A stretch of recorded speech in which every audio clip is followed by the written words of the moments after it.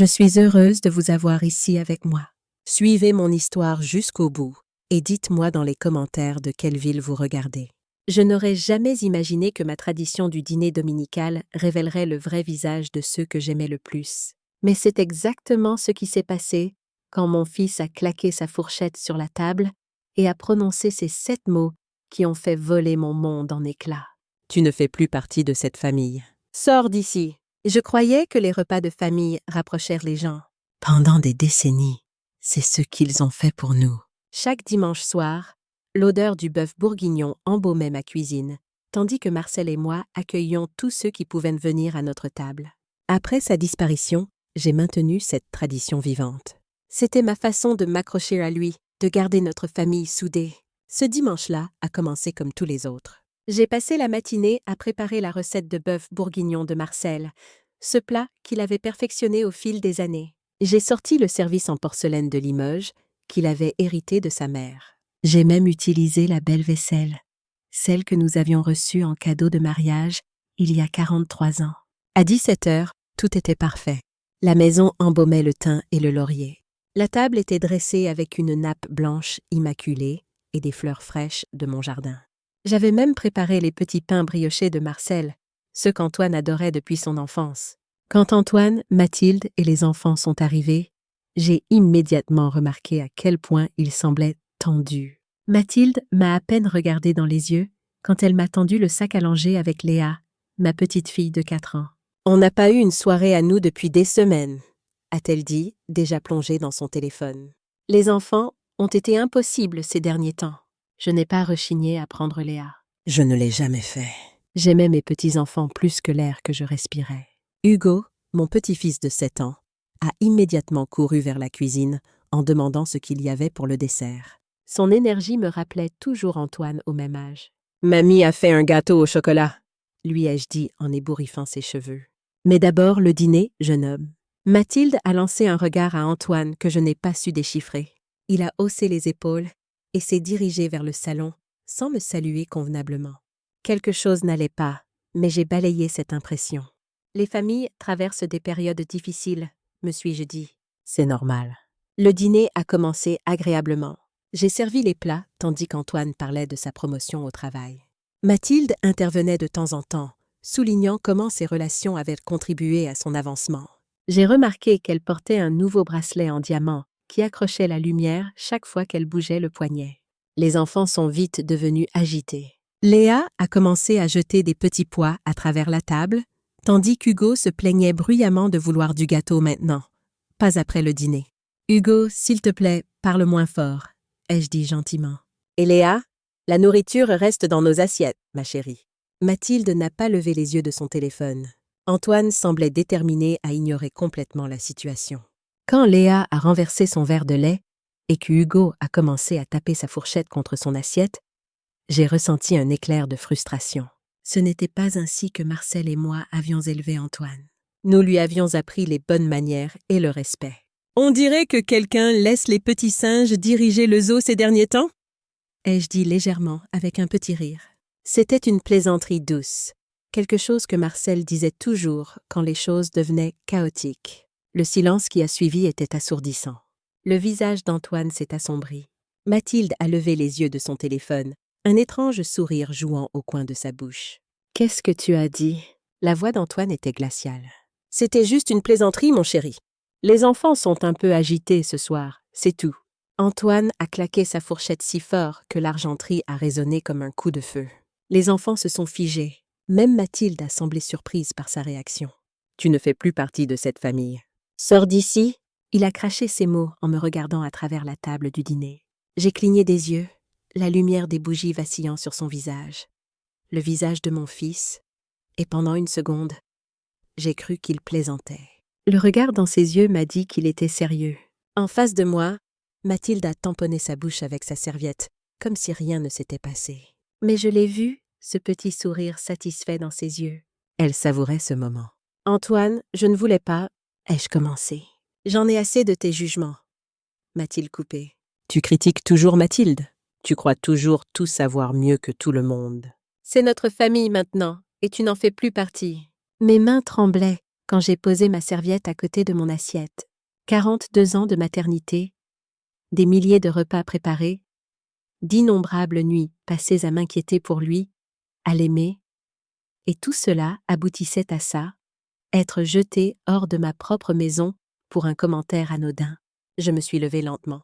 Mes jambes semblaient faibles, mais ma voix n'a pas tremblé quand j'ai parlé. « Souviens-toi de ce jour », ai-je dit en gardant les yeux sur Antoine. « Tu n'as pas perdu seulement ta mère, mais ton avenir. » Je suis allée dans la chambre d'amis où se trouvait mon sac à main et j'ai pris mes clés de voiture. En passant devant la salle à manger, Hugo a crié « Mamie, où tu vas ?» Je n'ai pas pu lui répondre. Cette petite voix pleine de confusion, pas de haine. Cela m'a presque brisée. Mais je ne laisserai ni Antoine ni Mathilde me voir pleurer. Je n'ai pas claqué la porte en partant. Je n'ai pas crié ni juré. J'ai simplement marché avec toute la dignité que je pouvais rassembler. L'air printanier semblait froid contre mon visage quand je suis montée dans ma voiture. Ce n'est qu'à mi-chemin de la rue que j'ai réalisé quelque chose de profond. La maison que je venais de quitter, celle dont on m'avait chassée, était encore légalement la mienne. Je n'ai pas pleuré dans la voiture, ni sur le chemin de chez Françoise, ni même quand j'ai vu la lumière du Porsche qu'elle laissait toujours allumée pour moi, comme quand nous étions adolescentes et que nous rentrions en cachette après des soirées. Elle a ouvert la porte avant que je frappe, comme si elle avait senti que j'arrivais. Sylvie. Ses yeux se sont écarquillés quand elle a vu mon visage. Qu'est-ce qui s'est passé? Je n'ai pas pu parler. Les mots étaient coincés quelque part entre mon cœur et ma gorge. Françoise m'a simplement serré dans ses bras et a dit « Reste aussi longtemps que tu en as besoin ». Nous étions amis depuis plus de 50 ans, Françoise et moi. Nous avions assisté au mariage l'une de l'autre. Nous nous étions soutenus à travers les divorces et les décès. Nous avions célébré les naissances et les promotions. Elle savait quand insister et quand simplement être présente. Elle m'a conduite à sa cuisine, a mis la bouilloire sur le feu et a placé une assiette de petits sablés entre nous sur la table. Elle n'a pas posé de questions. Elle a juste attendu. « Antoine m'a mise dehors », ai-je finalement dit, les mots sonnant étrangement à mes propres oreilles. Il m'a dit que je ne faisais plus partie de la famille. Les sourcils de Françoise se sont levés, mais elle a gardé sa voix stable. « Qu'est-ce qui s'est passé ?» J'ai expliqué le dîner, le comportement des enfants, mon commentaire et la réaction explosive d'Antoine. À chaque détail, cela semblait plus surréaliste. « C'est Mathilde qui est derrière tout ça », ai-je dit. « Tu aurais dû voir son visage. Elle essaye de me pousser dehors depuis des années. » Françoise a versé le thé et m'a poussé une tasse fumante. « Je n'ai jamais fait confiance à cette femme », a-t-elle dit. « Mais Antoine, je n'arrive pas à croire qu'il se retourne contre toi comme ça. Il a changé depuis leur mariage, » ai-je dit. C'est comme si elle avait lentement effacé l'homme que j'avais élevé. Nous sommes restées assises en silence pendant un moment, le tic-tac de l'horloge normande de Françoise étant le seul son dans la pièce. « Où vas-tu aller » a-t-elle finalement demandé. « Je ne sais pas. » La réalité de ma situation commençait à s'imposer. Je suppose que je dois trouver un appartement. Françoise a secoué la tête fermement. « Tu vas rester ici jusqu'à ce que tu aies réglé les choses. La chambre d'amis est à toi aussi longtemps que tu en auras besoin. » Cette nuit-là, allongée éveillée dans la chambre d'amis de Françoise, j'ai rejoué chaque seconde de ce dîner. Le couvre-lit fleuri sentait légèrement la lavande et l'horloge sur la commode faisait trop de bruit. Mais tout ce à quoi je pouvais penser, c'était la maison. Pas celle de Françoise, la mienne. Celle que j'avais construite avec Marcel. Celle que j'avais transférée à Antoine l'année dernière. Juste pour des raisons fiscales, avait-il dit, doux comme le miel. Tu vivras toujours là, maman. Rien ne change. Je l'avais cru. J'avais cru mon fils.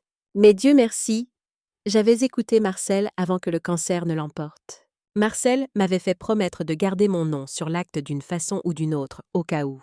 Les gens changent quand l'argent est en jeu, Sylvie. Alors j'avais insisté sur la clause de réversion, une formalité technique, avait dit Antoine à l'époque. D'accord, pas de problème. Mais c'était un gros problème maintenant. J'ai glissé hors du lit et me suis dirigée vers le petit bureau de Françoise. Elle gardait ses dossiers en rangées bien ordonnées, étiquetés avec son écriture parfaite. J'ai trouvé celui que j'avais apporté le printemps dernier. Transfert de propriété, clause d'urgence, la voix de Marcel a résonné dans mon esprit. Les gens changent, ma chérie. Assure-toi de ne pas te priver d'un avenir. J'ai passé mes doigts sur son écriture dans les marges du document. Il l'avait entièrement revu avant de mourir. Je me souvenais de lui pencher sur la table de la salle à manger, avec un stylo rouge, toussant entre les notes. Il avait encerclé la clause lui-même. La propriété reviendra au cédant en cas d'abandon, de mauvais usage ou d'expulsion du cédant par le cessionnaire. Mes mains tremblaient quand j'ai relu ces mots. Marcel avait su d'une certaine façon. Il avait anticipé cela. Pas les détails peut-être, mais la possibilité qu'Antoine se retourne un jour contre moi. Les larmes que j'avais retenues sont finalement venues. Je me suis assise dans le fauteuil de bureau de Françoise et j'ai pleuré en silence, pleurant non seulement la perte de ma maison, mais aussi le fils que je croyais connaître. À 3h12 du matin, je suis allée à la cuisine et j'ai regardé par la fenêtre avec un verre d'eau à la main. Je pouvais voir les mangeoires à oiseaux de Françoise suspendues au clair de lune, se balançant doucement dans la brise. Son jardin tranquille ressemblait à une autre planète comparée à la maison que j'avais laissée derrière moi. Ma maison. J'ai revu les mains de Marcel, plantant des hortensias sous la fenêtre du salon, sa chemise kaki collée à son dos, de la terre sous les ongles. Je me souvenais de lui se tournant vers moi en riant. « Celui-ci est pour ton anniversaire, Sylvie. Il fleurira comme toi. » La cuisine. C'est là que j'avais appris au petit Hugo à étaler la pâte à tarte sans la déchirer. Où nous avions fait du pain aux bananes ensemble et où il avait demandé s'il pouvait lécher la cuillère. Où Mathilde se tenait il y a seulement 3 semaines, défilant sur son téléphone, ignorant la casserole qui bouillait jusqu'à ce qu'elle déborde, et j'avais discrètement baissé le feu. Alors que l'aube se levait, j'ai pris une décision. Je ne partirai pas simplement. Pas de la maison que Marcel et moi avions construite, pas des souvenirs que nous avions créés, pas de l'avenir que nous avions planifié. Une semaine plus tard, l'appel est venu juste après le petit déjeuner.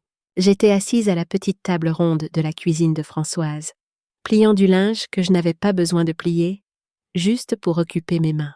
Sa chatte, Minette, jouait avec les rayons de soleil qui entraient par la fenêtre, inconsciente du bouleversement dans ma vie. Mon téléphone a sonné, et quand j'ai vu son nom, mon estomac s'est noué. Antoine, j'ai laissé sonner 2 fois avant de décrocher. « Maman ?» a-t-il dit, sa voix précipitée et tendue. « Salut ? Je suis désolée de te déranger, mais il y a un problème. » Je n'ai pas répondu. J'avais passé la semaine à penser à Antoine, à notre relation, à la façon dont elle avait changé au fil des années. Antoine avait toujours été un enfant sensible, facilement influencé par son entourage. Quand il avait rencontré Mathilde à l'université, j'avais remarqué de petits changements au début. Il appelait moins souvent. Ses visites à la maison devenaient plus courtes. Il commençait à reprendre les opinions de Mathilde sur tout, de la politique à la meilleure façon de plier les serviettes. Après leur mariage, les changements s'étaient accélérés. Le rire chaleureux et facile d'Antoine avait disparu. Il était devenu défensif, prompt à s'offenser. L'ambition de Mathilde semblait les consumer tous les deux. Le bon quartier, les bonnes écoles pour les enfants, les bonnes relations sociales. J'avais essayé de maintenir notre relation, d'être la mère dont il avait besoin. Je gardais les enfants chaque fois qu'il le demandait. Je ne commentais jamais les choix parentaux de Mathilde, même quand je n'étais pas d'accord. Je leur avais donné de l'argent quand ils avaient du mal à payer l'apport pour leur première maison. Et maintenant, il m'appelait. Non pas pour s'excuser, mais parce qu'il avait besoin de quelque chose. « Il y a un truc bizarre avec le titre de propriété de la maison. » A-t-il continué en essayant de paraître décontracté, mais en échouant. La banque dit qu'il y a un privilège ou une clause ou quelque chose. Il refuse de refinancer. Je n'ai toujours pas répondu, respirant juste lentement, laissant le silence s'étendre entre nous. « Je pensais juste, » a-t-il trébuché sur les mots suivants. « Je pensais que peut-être tu pourrais clarifier les choses. » J'ai finalement parlé, calme et basse. « Oh, ma maison à nouveau, c'est ça ?» Silence à l'autre bout. Je pouvais pratiquement l'entendre cligner des yeux de confusion. « Je veux dire, je sais qu'elle était à ton nom à un moment, mais nous avons transféré... » « Tu veux dire la maison où j'ai construit mon mariage ?» l'ai-je interrompu. « La maison où je t'ai élevée ?»« La maison d'où tu m'as chassée. » Encore du silence. Je me suis levée et me suis dirigée vers la fenêtre arrière, tenant toujours le torchon de Françoise. « J'ai sorti les documents la nuit où tu m'as jeté comme un chien errant. » ai-je continué. « Tu n'as jamais eu la pleine propriété, Antoine. Tu as signé cette clause toi-même. » « Je ne savais pas ce que ça voulait dire. » a-t-il dit. une pointe défensive se glissant dans sa voix.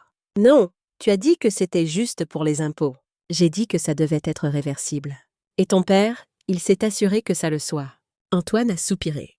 Et pour la première fois, j'ai entendu quelque chose dans sa voix qui ressemblait à de la peur.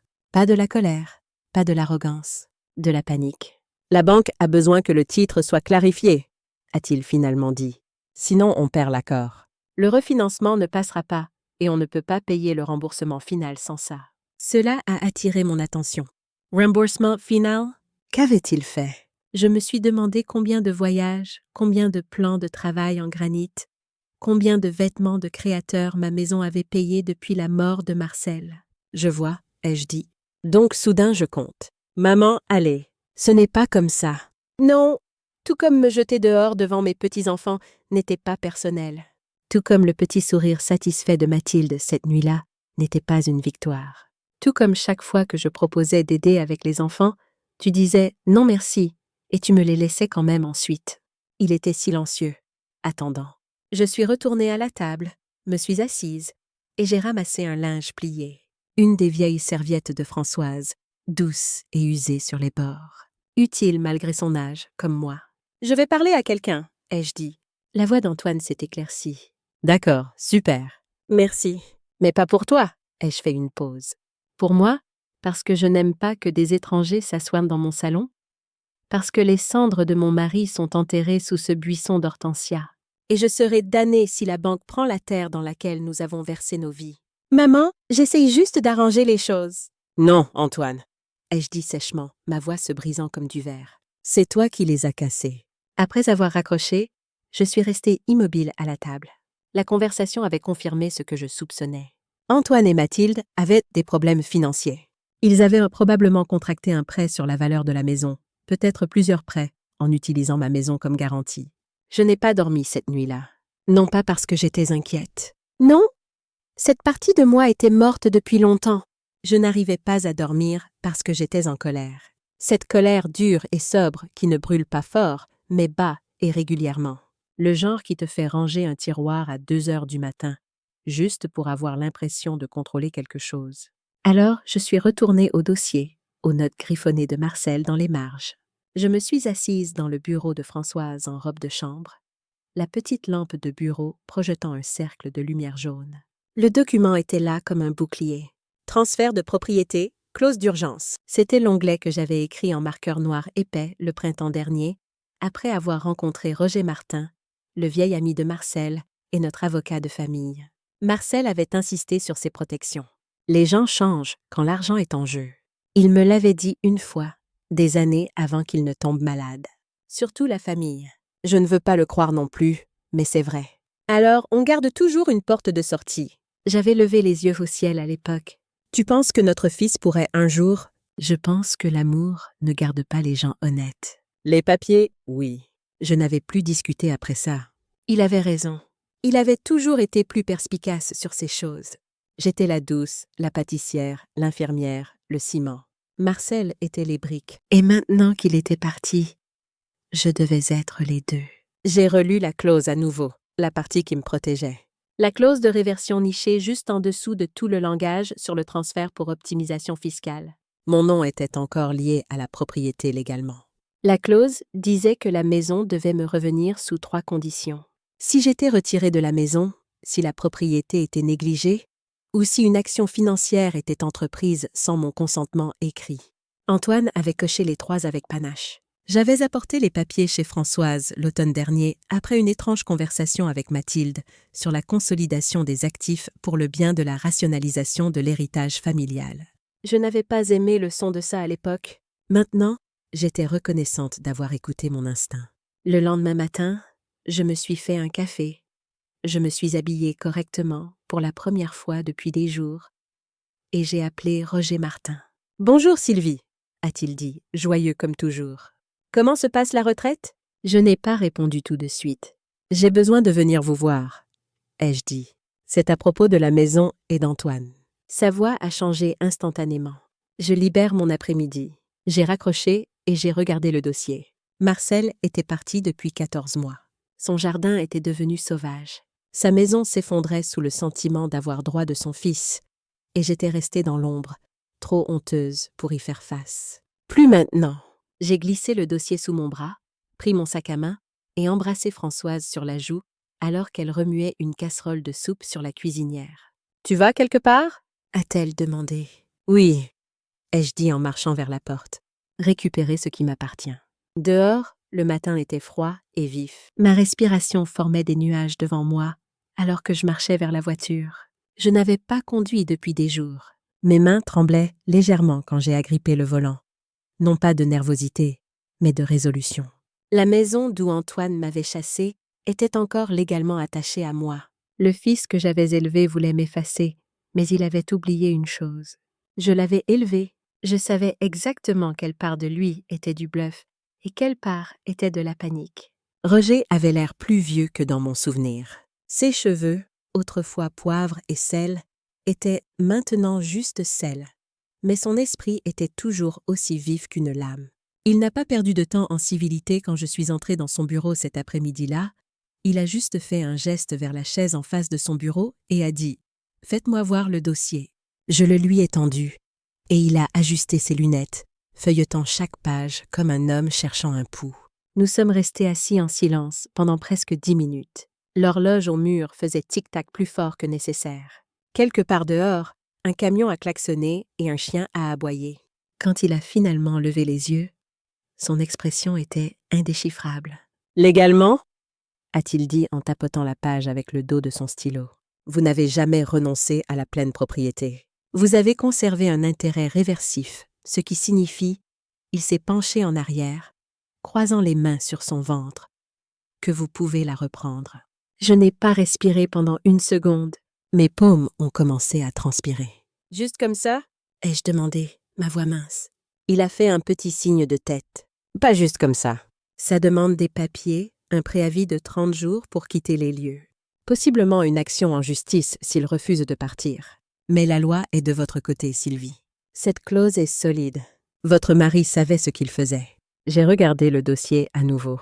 L'encre rouge de Marcel encore visible dans la marge. Ceci reste. Pas d'exception. J'ai voulu pleurer. Je ne l'ai pas fait. Roger a continué. Vous devrez décider comment vous voulez procéder. Discrètement, formellement ou par voie judiciaire. Je peux rédiger le préavis aujourd'hui si vous voulez. J'ai hoché la tête avant de trop réfléchir. Oui, je le veux. Le préavis. Il m'a regardé longuement, pas en me jugeant, mais avec attention, m'étudiant comme un homme essayant de jauger ce qui était du chagrin, ce qui était de la fureur. « Vous êtes sûre d'être prête pour ça, Sylvie ? Ce ne sera pas agréable. » Je me suis redressée sur ma chaise. Ils ont fait leur choix. Maintenant, je fais le mien. Il a souri doucement, pas gentiment, mais avec une sorte de respect que je n'avais pas ressenti depuis longtemps. C'est la Sylvie dont je me souviens. Alors qu'il sortait un nouveau jeu de formulaire, j'ai regardé autour du bureau. Les mêmes diplômes encadrés, la même étagère poussiéreuse avec trop de revues juridiques et pas assez de chaleur. Marcel avait l'habitude de s'asseoir dans cette même chaise, révisant la planification successorale et les documents d'urgence comme s'il se préparait à la guerre. À l'époque, je pensais qu'il était dramatique. Maintenant, je voyais ça pour ce que c'était, de l'amour. Le genre discret et vigilant. Le genre qui laisse des boucliers derrière lui quand il sait qu'il ne sera plus là pour monter la garde. Roger a fait glisser les papiers sur le bureau et m'a tendu un stylo. « Signez ici. Nous émettrons un préavis formel de 30 jours. S'il le conteste, nous intensifions. » Mais honnêtement, il m'a regardé droit dans les yeux. Il bluffe. Il pensait que vous étiez faible. J'ai signé. Mes mains tremblaient un peu. Pas de peur, mais d'autre chose. Du soulagement peut-être, ou de l'adrénaline. Quand c'était fait, j'ai fermé le dossier et posé mes mains sur mes genoux. Roger s'est levé et m'a accompagné à la porte comme un gentleman. « Appelez-moi si vous recevez quoi que ce soit de menaçant, » a-t-il dit. Email, texto, messages vocaux. Gardez tout. Plus il s'agite, plus notre dossier devient facile. J'ai hoché la tête. Dehors, le soleil avait glissé derrière un nuage. Le vent s'était levé, dispersant des feuilles sur le parking. Je suis allée à ma voiture, le préavis signé dans mon sac, et je suis restée assise derrière le volant longtemps avant de tourner la clé. Antoine ne le savait pas encore, mais la maison qu'il pensait posséder était déjà à moitié de retour à mon nom. Je suis retournée chez Françoise avec les vitres baissées, laissant l'air printanier me laver. Pour la première fois depuis ce dîner dominical, j'ai ressenti autre chose que de la douleur ou de la colère. Je me suis sentie puissante, pas de manière vengeresse, mais de la façon dont on se sent quand on se redresse enfin après s'être courbé trop longtemps. Françoise m'attendait sur le porche quand je me suis garée dans son allée. Un regard sur mon visage lui a dit tout ce qu'elle avait besoin de savoir. « Tu te bats ?» a-t-elle dit. Ce n'était pas une question. « Oui. » Elle a hoché la tête, un sourire jouant au coin de sa bouche. « Bien. Il était temps. Ce soir-là, alors que nous étions assises sur sa balancelle avec des verres de vin, je lui ai tout raconté. La clause, la réunion avec Roger, le préavis qui serait délivré le lendemain matin. « Qu'est-ce que tu penses qu'Antoine va faire ?» a-t-elle demandé. J'ai pris une gorgée de vin et j'ai considéré la question. Il va paniquer, puis il va essayer de charmer sa sortie. Quand ça ne marchera pas, il va se mettre en colère. Et quand la colère ne marchera pas, j'ai fait une pause, regardant une luciole clignoter dans le crépuscule qui s'installait. C'est là que je saurais que j'ai gagné. Françoise a serré ma main. Marcel serait fier. Marcel savait, ai-je dit doucement. Il a vu ça venir d'une certaine façon. Nous sommes restées assises en silence un moment. La balancelle grinçant doucement sous nous. L'air nocturne était doux avec le parfum des roses de Françoise. Au loin, un sifflet de train a retenti, solitaire mais déterminé. Comme moi, j'ai attendu jusqu'à mercredi pour faire mon prochain mouvement. En milieu de journée, juste après l'heure de pointe scolaire, mais avant qu'Antoine ne soit rentré du travail. Mathilde ne travaillait pas vraiment. Mais elle avait un cours de pilates fixe chaque mercredi à midi. Je connaissais leur routine mieux qu'ils ne le pensaient. La rue était calme quand je me suis garée dans la vieille berline de Françoise, à 2 portes de distance. J'ai laissé le moteur tourner, je suis descendue et je me suis tenue sur le trottoir, appareil photo en main. De loin, la maison avait l'air pareil. Ma maison. Même volet, même allée en briques que Marcel avait posée à la main un été étouffant. Mais de près, j'ai vu la vérité. Les hortensias que Marcel avait plantées jaunissaient sur les bords. La pelouse était montée en graines. Les gouttières se détachaient du toit, comme si elles essayaient de fuir l'endroit. Je n'ai pas pleuré. J'ai pris des photos, les marches avant envahies par les mauvaises herbes, la peinture qui s'écaillait sur les rambardes du porche, un nain de jardin cassé qu'Hugo avait offert à Marcel pour son dernier anniversaire. Je ne reconnaissais pas l'endroit. On aurait dit que personne ne l'aimait. Parce que personne ne l'aimait. Pas comme je l'avais fait. J'ai fait le tour de la maison lentement, restant sur le trottoir public, faisant attention de ne pas empiéter, juste assez pour capturer l'affaissement de la clôture latérale. Les rosiers fanés que Marcel avait chouchoutés chaque printemps. Même le paillasson de bienvenue était différent. Un truc bon marché qui disait « Vivez, riez, aimez » en lettres dorées clinquantes. Celui que j'avais gardé là pendant 20 ans disait « Arrivez en amis, repartez en famille ». Disparu maintenant, comme tant d'autres choses. J'ai pris une dernière photo depuis le trottoir. Toute la façade de la maison encadrée entre 2 érables mourants. Et je suis remontée dans la voiture. Je suis restée assise là un moment, agrippant le volant. Quelque chose en moi se sentait creux et froid, comme une pièce après que les meubles ont été emportés. Mais en dessous, de la résolution. Pas de la rage, pas même de la tristesse, juste une certitude claire et stable. Il n'avait pas pris ma maison, il l'avait abandonnée. Cette distinction comptait plus qu'il ne le savait. De retour chez Françoise, j'ai téléchargé les photos dans un dossier intitulé « Preuve, propriété, détérioration ». Je les ai envoyées par email à Roger avec une courte note. Photos prises à 16h17 pendant que les résidents étaient absents. Toutes depuis l'accès public, pas d'intrusion. Faites-moi savoir si vous en avez besoin de plus. Il a répondu 20 minutes plus tard. Excellente documentation. Cela renforce notre position concernant la clause de négligence. Continuez à envoyer toutes les preuves futures. Ils construisent votre dossier pour vous. J'ai fixé ces mots. Ils construisent votre dossier pour vous, comme c'était approprié. Ils avaient démonté l'endroit et m'avaient remis les outils même dont j'avais besoin pour le reprendre. Françoise m'a trouvée plus tard cet après-midi, assise dans sa véranda avec une tasse de thé refroidi à côté de moi. Elle a étudié mon visage. « Qu'est-ce que Roger a dit ?» a-t-elle demandé. « Il dit qu'on a un dossier solide. L'angle de la négligence est bon. » Françoise a hoché la tête, s'installant dans le fauteuil en osier en face de moi. « Qu'est-ce qui te tracasse vraiment, Sylvie ?» J'ai regardé son jardin, en fleurs avec les premières fleurs printanières. « Les enfants !» ai-je finalement dit. Hugo et Léa, ils ne comprennent pas ce qui se passe. Tout ce qu'ils sauront, c'est que mamie leur a pris leur maison. Françoise s'est penchée en avant, ses yeux doux mais fermes. « Et à qui la faute ?» Antoine a fait ce choix. Mathilde l'y a encouragé. « Tu protèges juste ce qui t'appartient. » Je sais, mais ça fait quand même mal. Bien sûr que ça fait mal. Tu ne serais pas toi si ce n'était pas le cas. Nous sommes restées assises en silence complice un moment, regardant un colibri voltiger entre les mangeoires de Françoise. « Tu as pensé à ce qui se passe après ?» a-t-elle finalement demandé. « Après quoi ?»« Après ta victoire. Après leur départ. Qu'est-ce que tu feras de la maison ?» Je ne m'étais pas permis de penser aussi loin. La maison était grande, trop grande pour moi seule. Elle serait silencieuse sans le bruit des petits pieds courant dans le couloir, sans le rire profond d'Antoine résonnant depuis le salon. Je ne sais pas, ai-je admis, mais c'est à moi de décider. C'est ce qui compte maintenant. Le lendemain, j'ai de nouveau rencontré Roger. Il avait rédigé le préavis formel de quitter les lieux. Un langage juridique froid qui serait délivré à Antoine et Mathilde le lendemain matin. C'était étrange de voir leur nom en noir et blanc, recevant l'ordre de quitter ma maison dans les 30 jours. Une fois qu'ils l'auront reçu, a expliqué Roger, le compte à rebours commence. 30 jours. S'ils n'ont pas quitté les lieux d'ici là, nous déposons une demande d'expulsion. Vu la solidité de votre dossier, je n'anticipe pas de problème, mais nous devrions être préparés. Quel genre de problème ? Ai-je demandé. L'expression de Roger s'est légèrement assombrie. Il pourrait contester la validité de la clause de réversion. Il pourrait prétendre avoir fait des améliorations à la propriété qui compensent toute négligence. Il pourrait simplement refuser de partir et nous forcer à aller au tribunal. Il a fait une pause, où il pourrait essayer des tactiques plus personnelles. Comme quoi ? Pression familiale, manipulation émotionnelle, utiliser les enfants comme levier. Il m'a regardé fixement. « Êtes-vous préparé à ça ?» J'ai pensé à la voix d'Hugo m'appelant alors que je partais cette nuit-là.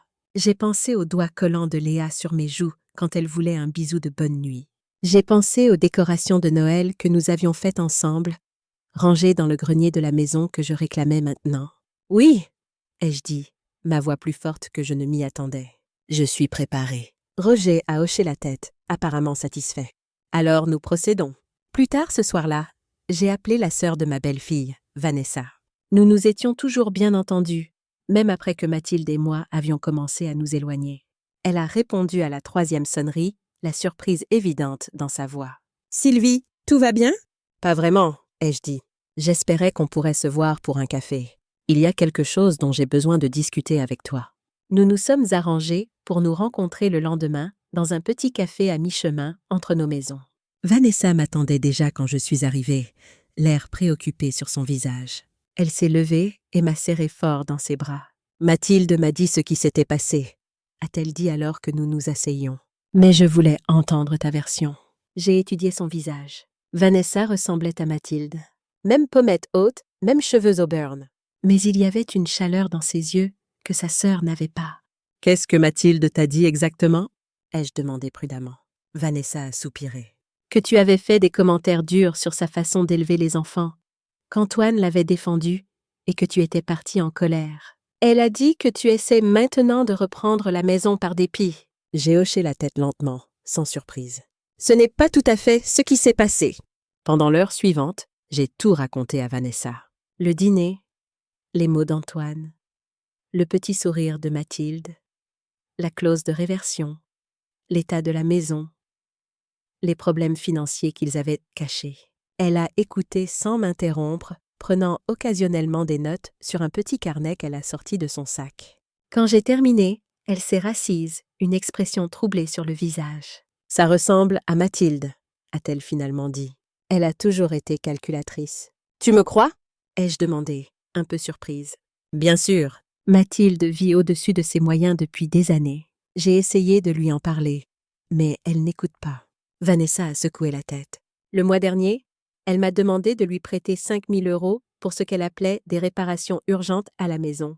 Je les lui ai donnés, mais quand je suis passée la semaine dernière, je n'ai vu aucune réparation. Juste un nouveau sac de créateur et des chaussures. Mes soupçons confirmés. Je me suis penchée en avant. « Vanessa, j'ai besoin de te demander quelque chose. » Les enfants, est-ce qu'ils vont bien? Vraiment bien? Une ombre est passée sur son visage. Hugo fait des bêtises à l'école. Mathilde m'a dit que c'était juste une phase, mais elle a hésité. La dernière fois que je l'ai récupéré pour notre week-end ensemble, il m'a demandé s'il pouvait vivre chez moi à la place. Mon cœur s'est serré. Qu'est-ce que tu as dit? Qu'est-ce que je pouvais dire? Je lui ai dit que j'adorais la voir en visite, mais que sa place était avec ses parents. Elle m'a regardé dans les yeux. C'était mal? Non, ai-je dit gentiment. Tu as dit ce qu'il fallait dire. Mais ça m'inquiète. Moi aussi, a admis Vanessa. Et Léa, elle est si silencieuse maintenant. Elle était si bavarde avant. Nous avons parlé encore 1 heure, comparant nos notes, partageant nos inquiétudes. Au moment où nous nous sommes séparés, je me sentais à la fois validée et plus inquiète que jamais. « Qu'est-ce que tu vas faire maintenant ?» a demandé Vanessa alors que nous nous levions pour partir. « Ce que je dois faire » ai-je dit. Mais je suis contente de savoir que les enfants t'ont aussi dans leur camp. Elle m'a encore serrée dans ses bras. Tiens-moi au courant. Et s'il y a quoi que ce soit que je puisse faire pour t'aider, je le ferai, ai-je promis. En retournant chez Françoise, j'ai senti une nouvelle résolution se durcir en moi. Il ne s'agissait plus seulement de la maison. Il ne s'agissait même plus de la trahison d'Antoine ou de la manipulation de Mathilde. Il s'agissait de 2 petits-enfants pris dans une situation toxique. Quoi qu'il arrive ensuite, je m'assurerai qu'ils soient protégés. Quand je suis revenue, Françoise était dans la cuisine, en train de faire de la soupe. Le riche arôme de bouillon de poule et d'herbe remplissait l'air, me rappelant d'innombrables dîners autour de ma propre table. « Comment ça s'est passé avec Vanessa ?» a-t-elle demandé en remuant la casserole. Mieux que prévu. Elle me croit et elle s'inquiète aussi pour les enfants. Françoise a hoché la tête, sans surprise. Bien. Tu as besoin d'alliés dans ce combat, Sylvie. Plus il y en a, mieux c'est. Et si je faisais une erreur? Ai-je demandé soudain, exprimant le doute qui me rongeait. Et si ça rendait tout pire? Françoise a arrêté de remuer et s'est tournée pour me faire face pleinement. Pire que d'être jetée hors de ta propre maison? Pire que de regarder ton fils devenir quelqu'un que tu ne reconnais plus? Pire que de voir tes petits-enfants élevés dans une maison de mensonges et d'insouciance financière? Présentée ainsi, la réponse était claire. Non, pas pire que ça. Alors tu es sur la bonne voie, a-t-elle dit fermement. Maintenant, viens m'aider avec ces biscuits. Les mains oisives font des esprits inquiets. Alors que nous travaillions côte à côte dans sa cuisine chaude, j'ai ressenti une paix que je n'avais pas éprouvée depuis ce dîner fatidique. Je faisais ce qu'il fallait. Ce ne serait pas facile, mais c'était nécessaire. Pour moi, pour la mémoire de Marcel, et surtout pour Hugo et Léa. Le préavis formel a été délivré le lendemain matin. Je n'étais pas présente. Roger m'avait conseillé de ne pas l'être. Mais j'ai reçu confirmation par email qu'Antoine avait signé l'accusé de réception à 9h17. Maintenant, le compte à rebours commençait. 30 jours.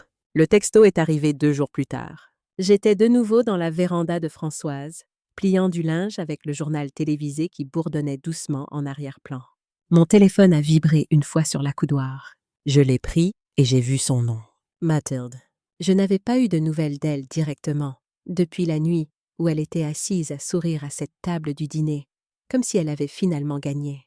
Je m'attendais à quelque chose de civil, peut-être une tentative maladroite d'excuse ou une offre de paix superficielle.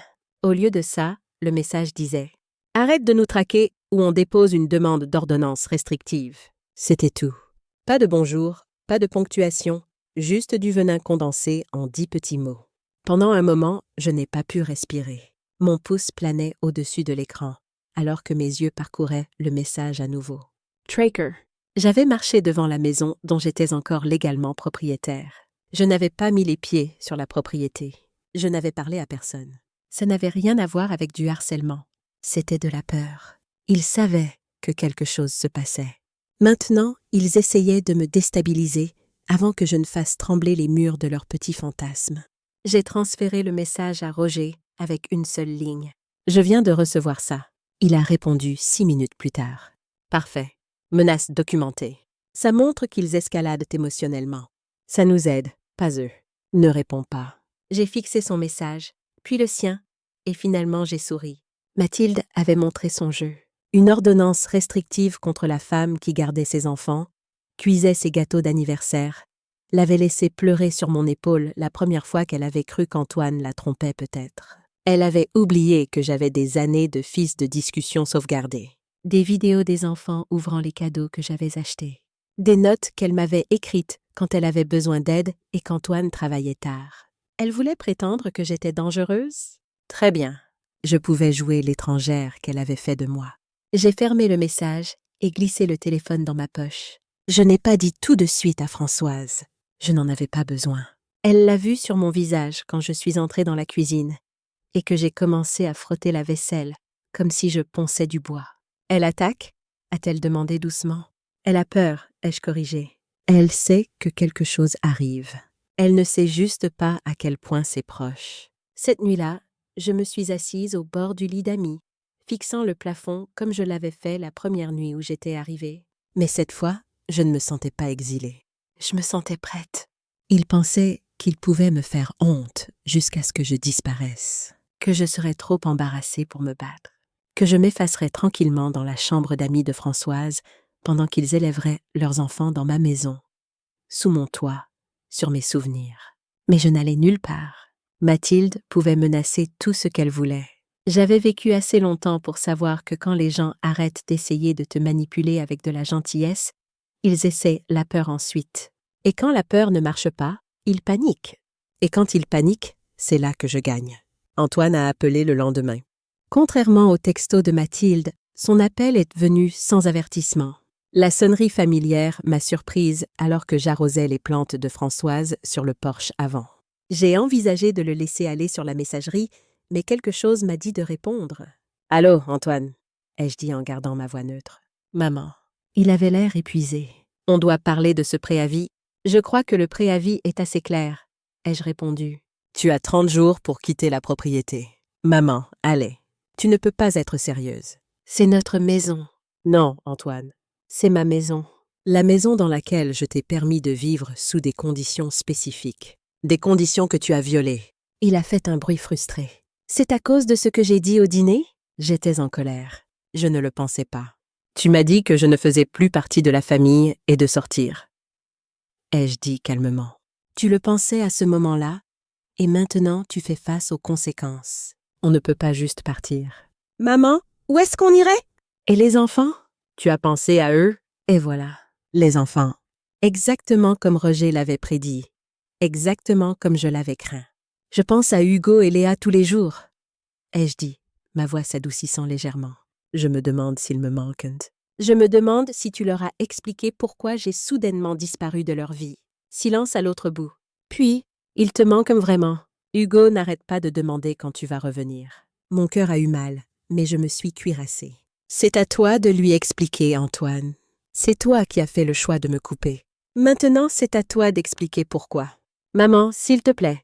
On peut arranger ça. Peut-être qu'on pourrait, je ne sais pas, te payer un loyer ou quelque chose. J'ai presque ri. Un loyer? Après m'avoir jeté de ma propre maison?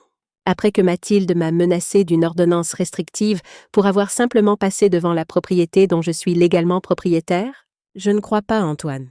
Mathilde a fait quoi? Il avait l'air sincèrement surpris. Vérifie son téléphone. Le texto a été envoyé il y a 2 jours. Encore du silence. Puis, je ne savais pas pour ça. Il y a beaucoup de choses que tu ne sais pas, apparemment. Maman, je suis désolée. Je suis vraiment désolée. J'ai surréagi cette nuit-là. C'était une journée stressante et je m'en suis pris à toi. C'était mal. Ses excuses avaient l'air sincères, mais c'était trop peu, trop tard. Oui, c'était mal. Et maintenant, nous en sommes là. Alors c'est ça? Tu vas vraiment expulser ton propre fils? Tes propres petits-enfants? Tu as expulsé ta propre mère, lui ai-je rappelé. Comment c'était, Antoine, de me regarder franchir cette porte sans nulle part où aller? Tu as bien dormi cette nuit-là? Il n'a pas répondu. C'est ce que je pensais, ai-je dit. Le préavis reste. 30 jours, Antoine. Prends tes dispositions. J'ai raccroché avant qu'il puisse répondre, avant que les larmes qui menaçaient de couler puissent affecter ma résolution. Mes mains tremblaient, mais pas de peur. D'un étrange mélange de tristesse et de force que je n'avais jamais ressenti auparavant. Françoise m'a trouvée sur le porche 1 heure plus tard, fixant encore les plantes que j'avais arrosées. Antoine a appelé, ai-je dit avant qu'elle puisse demander. Il a essayé l'angle des enfants. Il a dit que Hugo demandait de mes nouvelles. Françoise s'est assise à côté de moi, le visage pensif. Tu le crois? J'ai considéré la question. Oui, cette partie au moins.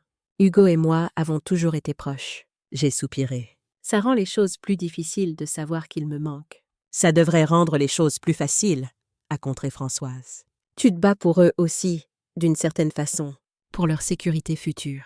Pour la vérité. Elle avait raison. Bien sûr. Si Antoine et Mathilde avaient des problèmes financiers assez graves pour risquer de perdre la maison, la stabilité des enfants était déjà compromise. J'amenais simplement la crise à son terme plus tôt que plus tard, et à mes conditions. J'espère juste qu'ils comprendront un jour. Ai-je dit doucement. Françoise m'a tapoté la main. Ils comprendront. Les enfants sont plus perspicaces qu'on ne leur en donne crédit. Ils voient la vérité même quand les adultes autour d'eux essaient de la cacher. Plus tard ce jour-là, j'ai reçu un email de Roger. La ligne d'objet disait simplement « Développement ». « Sylvie », commençait-il. J'ai été contactée par un conseiller juridique représentant Antoine et Mathilde.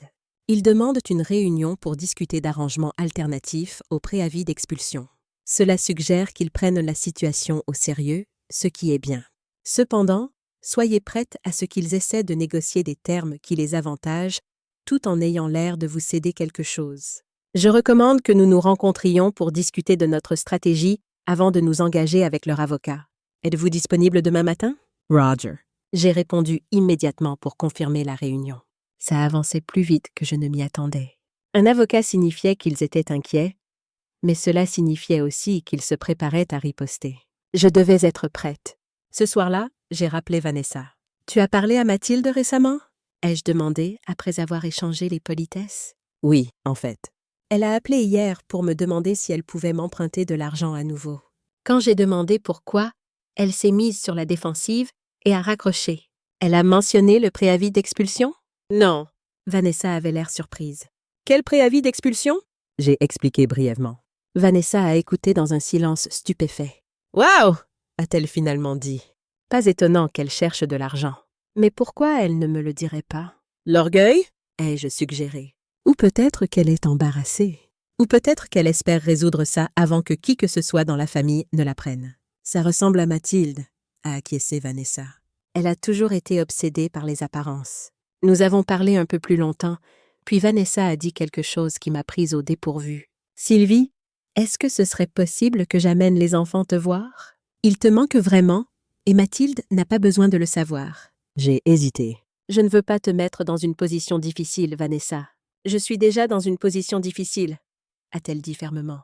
Ma sœur fait des choix terribles qui blessent ses enfants. J'ai un droit de visite un week-end par mois. Ce samedi, je pourrais les amener chez Françoise pour quelques heures. Qu'est-ce que tu en dis?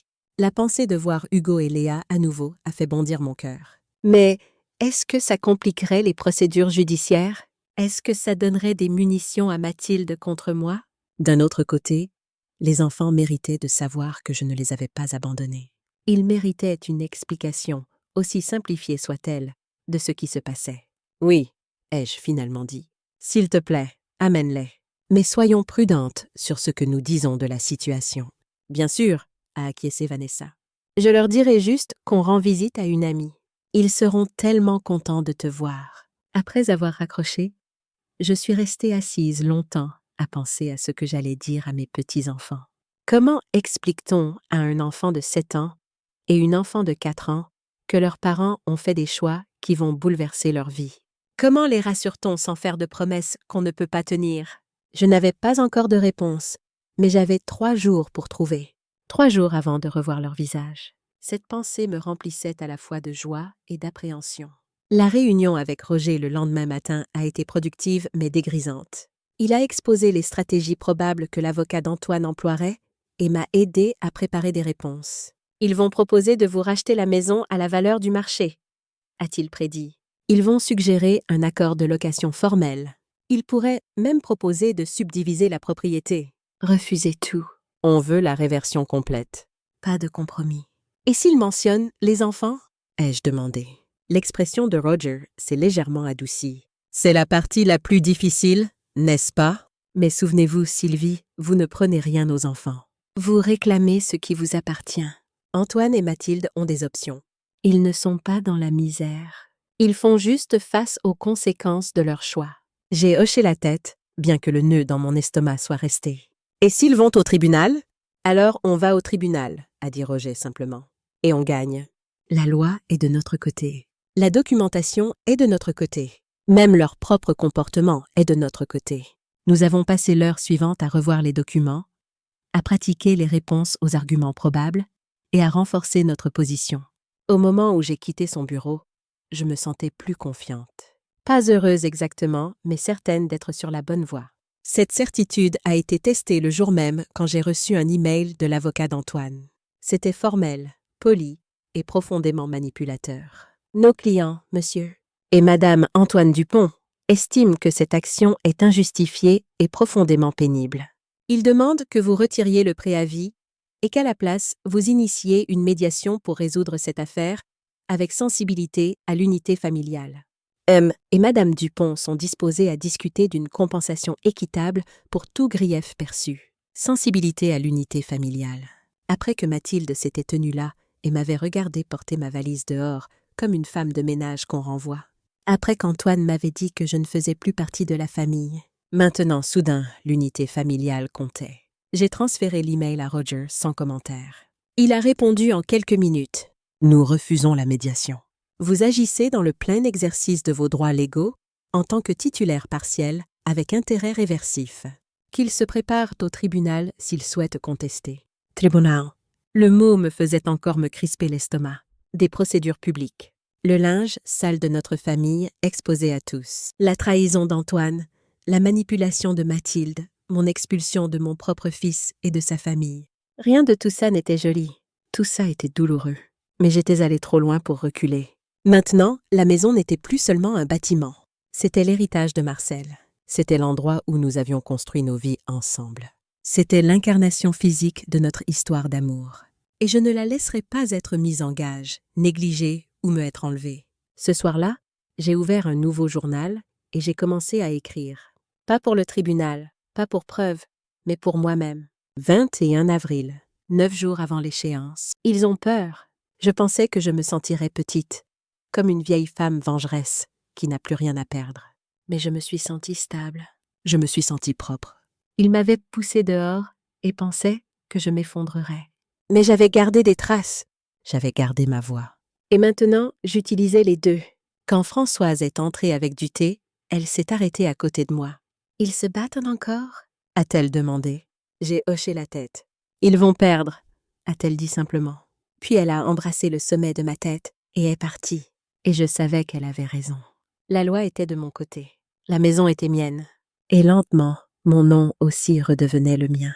Pas la mère d'Antoine, pas mamie Sylvie, pas la femme qui vivait ici avant. Juste Sylvie, une femme qui réclamait son pouvoir, un document à la fois. Samedi est arrivé, apportant avec lui une énergie nerveuse que je n'avais pas ressentie depuis des années. J'ai passé la matinée à nettoyer la chambre d'amis déjà impeccable de Françoise, à arranger les peluches que j'avais achetées pour Hugo et Léa sur le lit, à faire des cookies aux pépites de chocolat, leurs préférés. Françoise a regardé mes préparatifs frénétiques avec amusement. « Ce sont des enfants, Sylvie, pas la reine d'Angleterre. Ils seront juste contents de te voir. » Elle avait raison, bien sûr. Mais j'avais besoin de la distraction. Besoin de canaliser mon anxiété dans quelque chose de productif. Besoin d'avoir l'impression de préparer un foyer, aussi temporaire soit-il, pour mes petits-enfants. Vanessa est arrivée à midi pile, comme promis. J'ai regardé par la fenêtre alors qu'elle aidait Hugo et Léa à sortir de la voiture. Hugo avait l'air plus grand que dans mon souvenir, ses cheveux noirs lui tombant dans les yeux, d'une façon qui me rappelait douloureusement Antoine au même âge. Léa serrait son lapin en peluche préféré, celui que je lui avais offert pour son 3e anniversaire. J'ai ouvert la porte avant qu'il n'arrive. Hugo m'a vu en premier. Ses yeux se sont écarquillés, puis tout son visage s'est illuminé. « Mamie !» a-t-il crié en se détachant de Vanessa et en courant vers moi. Je me suis agenouillée pour le rattraper alors qu'il se jetait dans mes bras. « Oh, mon doux garçon !» ai-je murmuré en le serrant fort. « Tu m'as tellement manqué. » Léa était plus prudente, restant en retrait près de Vanessa jusqu'à ce qu'elle soit sûre que c'était vraiment moi. Puis elle aussi s'est avancée, se déplaçant avec la dignité délibérée d'une princesse de 4 ans. « Bonjour, mamie !» a-t-elle dit solennellement en tendant son lapin pour inspection. « Pom-pom t'a manqué. » Je me suis mise à sa hauteur. Pom-Pom m'a manqué aussi. Et tu m'as manqué encore plus. Elle a considéré cela, puis a hoché la tête et m'a laissé la serrer dans mes bras. Par-dessus son épaule, j'ai croisé le regard de Vanessa. Elle souriait, mais il y avait aussi de l'inquiétude. Nous avons passé les heures suivantes dans une bulle de joie. Nous avons fait des biscuits. Nous avons lu des histoires. Nous avons construit un fort dans le salon de Françoise, avec des draps et des dossiers de chaises. Hugo m'a montré ses derniers dessins. Léa a répété la nouvelle danse qu'elle avait apprise à l'école. C'était parfait et déchirant tout à la fois. Quand il a été temps pour eux de partir, Hugo est devenu sérieux. « Mamie » a-t-il dit, son petit visage plissé d'inquiétude. « Pourquoi tu ne viens plus à la maison? On a fait quelque chose de mal ?»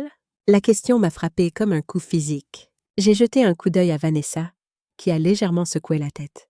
Un avertissement de ne pas en dire trop. « Non, mon cœur, ai-je dit prudemment. Tu n'as rien fait de mal. Les adultes ont parfois des désaccords. Et en ce moment, ton papa et moi essayons de régler certaines choses. Mais tu vas revenir, hein? A-t-il insisté. Tu vas revenir à la maison? À la maison? Ma maison. La maison qu'Antoine était maintenant légalement obligé de quitter dans 3 semaines. Les choses vont changer bientôt, ai-je dit en choisissant mes mots avec soin. Mais quoi qu'il arrive, je serai toujours ta mamie. Je t'aimerai toujours. Et nous trouverons toujours un moyen d'être ensemble. D'accord. Il a hoché la tête, pas entièrement satisfait, mais prêt à accepter ma réponse pour l'instant. Léa était plus simple. Elle m'a juste serré dans ses bras et a dit « Je t'aime, mamie » avant de sautiller vers la voiture de Vanessa. Après leur départ, je me suis assise sur le porche de Françoise et j'ai pleuré pour la première fois depuis des jours. Non pas de tristesse exactement, mais de la complexité écrasante de l'amour et de la perte et de la famille. Françoise m'a trouvée là alors que le soleil se couchait. Elle n'a pas parlé. Elle s'est juste assise à côté de moi et a posé sa main sur la mienne. « Ils sont si précieux », ai-je finalement dit. « Et ils ne comprennent rien à tout ça. »« Ils comprennent plus que tu ne le penses », a répondu Françoise. « Les enfants comprennent toujours. J'ai peur de leur faire du mal. » Tu n'es pas celle qui leur fait du mal, Sylvie. Souviens-toi de ça. Tu essaies de créer de la stabilité dans une situation qu'Antoine et Mathilde ont rendue instable. J'ai hoché la tête, m'accrochant à ses paroles comme à une bouée de sauvetage. Quoi qu'il arrive ensuite, je garderai les enfants au centre de mes pensées. Ils méritaient mieux que ce que leurs parents leur donnaient. Ils méritaient la vérité, même quand c'était difficile. Ils méritaient un foyer construit sur l'amour, pas sur des dettes et des secrets. Et si récupérer ma maison signifiait temporairement bouleverser leur vie, je m'assurerais qu'ils atterrissent quelque part en sécurité, quelque part où ils pourraient s'épanouir, quelque part où leur grand-mère pourrait encore leur faire des cookies et leur lire des histoires et leur rappeler qu'ils étaient aimés.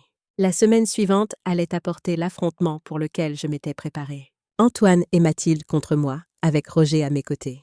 Mais aujourd'hui m'avait rappelé pourquoi je me battais vraiment. Pas seulement pour des briques et du mortier, mais pour l'avenir. L'avenir d'Hugo, l'avenir de Léa et le mien. Le tribunal était plus froid que je ne m'y attendais. Pas la température, le ton. Aucune chaleur familiale, aucune seconde chance. Juste le bourdonnement sourd des lumières fluorescentes et le froissement des papiers sur des bureaux en chaîne. Le genre d'endroit où la vérité n'a pas besoin de larmes pour être réelle. Je suis arrivée en avance, vêtue d'un tailleur bleu marine que je n'avais pas porté depuis les funérailles de Marcel. Françoise avait insisté pour me conduire, attendant dans le couloir pendant que Roger et moi passions en revue notre stratégie une dernière fois. « Souvenez-vous » a-t-il dit à voix basse. « Ils vont essayer de rendre ça émotionnel. Ils vont essayer de vous peindre comme vindicative. Ne mordez pas à l'hameçon. On s'en tient aux faits. La clause de réversion, la négligence documentée, votre expulsion légale des lieux. » J'ai hoché la tête, lissant des plis invisibles sur ma jupe. « Et s'ils parlent des enfants? Ils le feront, » a dit Roger simplement. C'est leur argument émotionnel le plus fort. Mais juridiquement, c'est sans importance. Le juge le saura. Et le texto de Mathilde, la menace d'ordonnance restrictive? On l'introduira s'ils essaient de prétendre au harcèlement ou à une quelconque forme d'intimidation de votre part. Sinon, on le laisse parler de lui-même dans notre documentation. En entrant dans la salle d'audience, j'ai immédiatement repéré Antoine. Il était assis 2 tables plus loin, les épaules voûtées, la cravate de travers. Son avocat, un homme à l'allure lisse avec des cheveux argentés et un costume coûteux, arrangeait des papiers avec une efficacité professionnelle. Mathilde n'était pas là. Cela en disait assez. « Où est sa femme ?» a murmuré Roger alors que nous prenions place. « Probablement incapable de me faire face », ai-je répondu. « Ou peut-être incapable de faire face à la vérité. » L'huissier a appelé la cour à l'ordre, et la juge Éliane Mercier est entrée. Une femme à l'air sévère dans la soixantaine, avec des yeux perçants, qui semblaient ne rien manquer. Elle a brièvement examiné le dossier, puis a levé les yeux. « Affaire Dupont contre Dupont ?»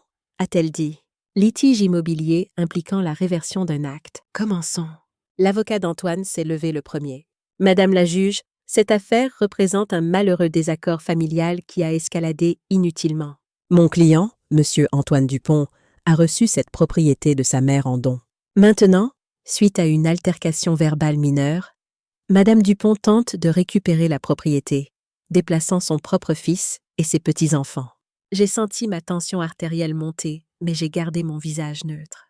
Une altercation verbale mineure. C'est comme ça qu'ils appellent ça? Le transfert de l'acte, a-t-il continué, était destiné à être permanent.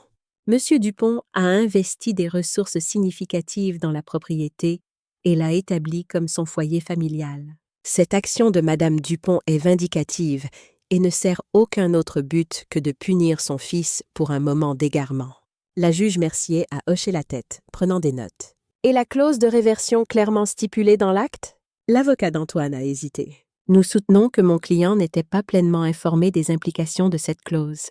Il comprenait que c'était une formalité, pas un mécanisme qui pouvait être déclenché par un désaccord familial.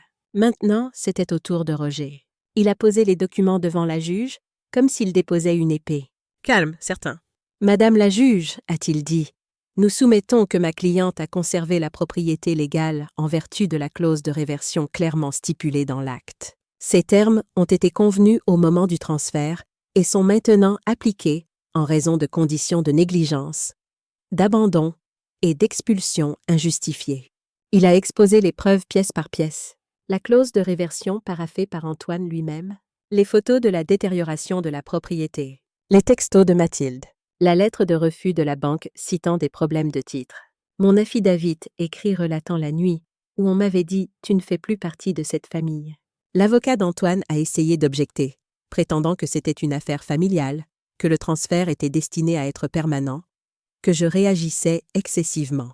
Roger n'a même pas bronché. Si le défendeur croyait que c'était permanent, a-t-il dit, pourquoi a-t-il signé une clause qui stipule spécifiquement le contraire? Ce n'est pas une question de famille, c'est une question de propriété légale. Antoine ne m'a pas regardé. Pas une seule fois. Il était assis là, les yeux fixés sur la table, alors que la juge feuilletait les papiers.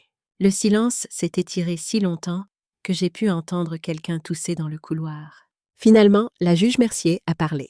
En examinant cet acte, je ne vois aucune ambiguïté dans la clause. La propriété était conditionnelle. Cette condition a été rompue. Elle a fait une pause, regardant directement Antoine. « Monsieur Dupont, vous n'êtes pas propriétaire de cette maison. » Ça m'a frappé d'un coup. Le marteau n'était même pas encore tombé, mais les mots sonnaient définitifs. Elle a continué. « Vous avez par la présente l'ordre de quitter la propriété dans les 15 jours. Le non-respect entraînera une expulsion forcée et des dommages-intérêts supplémentaires. 15 jours, c'est tout ce qu'il leur restait. » Antoine n'a pas parlé. Il n'a pas discuté. Il avait l'air creux, comme si le vent était sorti de lui. Alors que je me levais pour partir, j'ai aperçu un coup d'œil de lui du coin de l'œil, affalé sur sa chaise, fixant des mains qui avaient autrefois été douces et enfantines dans les miennes. Il ressemblait à nouveau à un garçon. Un garçon perdu. Mais je ne suis pas allée vers lui. Pas cette fois. Dehors, le soleil était chaud et étrange, presque irrespectueux après une salle si froide. Roger marchait à côté de moi en descendant les marches du palais de justice, sa mallette à la main, le visage indéchiffrable. « Vous l'avez fait », a-t-il dit doucement. J'ai hoché la tête, mais ça ne ressemblait pas à une victoire. Pas entièrement. Ça ressemblait à de la survie, comme se réveiller après une opération. Marqué, mais respirant. Françoise attendait dans la voiture, son visage anxieux jusqu'à ce qu'elle voie mon expression. « C'est fini ?»« C'est fini », ai-je confirmé en glissant sur le siège passager. 15 jours. Elle a serré ma main. Comment tu te sens? J'ai regardé par la fenêtre vers le palais de justice, solide et immuable derrière nous. Je ne sais pas encore. Ce soir-là, Françoise m'a versé un verre de vin rouge et a dit à la fin de quelque chose. J'ai levé le mien, les yeux stables. Non, au commencement. Je me suis assise sur son porche longtemps après qu'elle soit allée se coucher, écoutant le bruissement des feuilles, le doux gémissement du vieux bois sous ma chaise. La maison était à nouveau mienne, et maintenant la porte se refermait enfin sur les personnes qui pensaient pouvoir me posséder sans m'aimer. Mais alors que j'étais assise là, regardant la lune se lever sur le jardin de Françoise, j'ai réalisé que je ne ressentais aucun triomphe, aucune vengeance. Juste une certitude tranquille que j'avais fait ce qui était nécessaire. Pour moi, pour la mémoire de Marcel. Et oui, même pour Hugo et Léa, qui méritaient mieux que de grandir dans une maison construite sur la tromperie. Demain apporterait de nouveaux défis. Les questions pratiques de récupérer une maison, le décompte émotionnel de ce qui avait été perdu.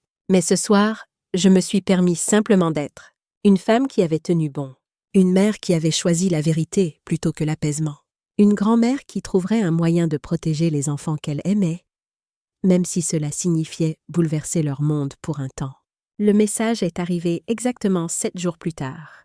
Pas de Mathilde, d'Antoine. Un simple texto, pas de salutation, pas de ponctuation. Je suis désolée, c'était tout. Je l'ai fixé longtemps. Mon pouce planait au-dessus de l'écran. Pas pour répondre.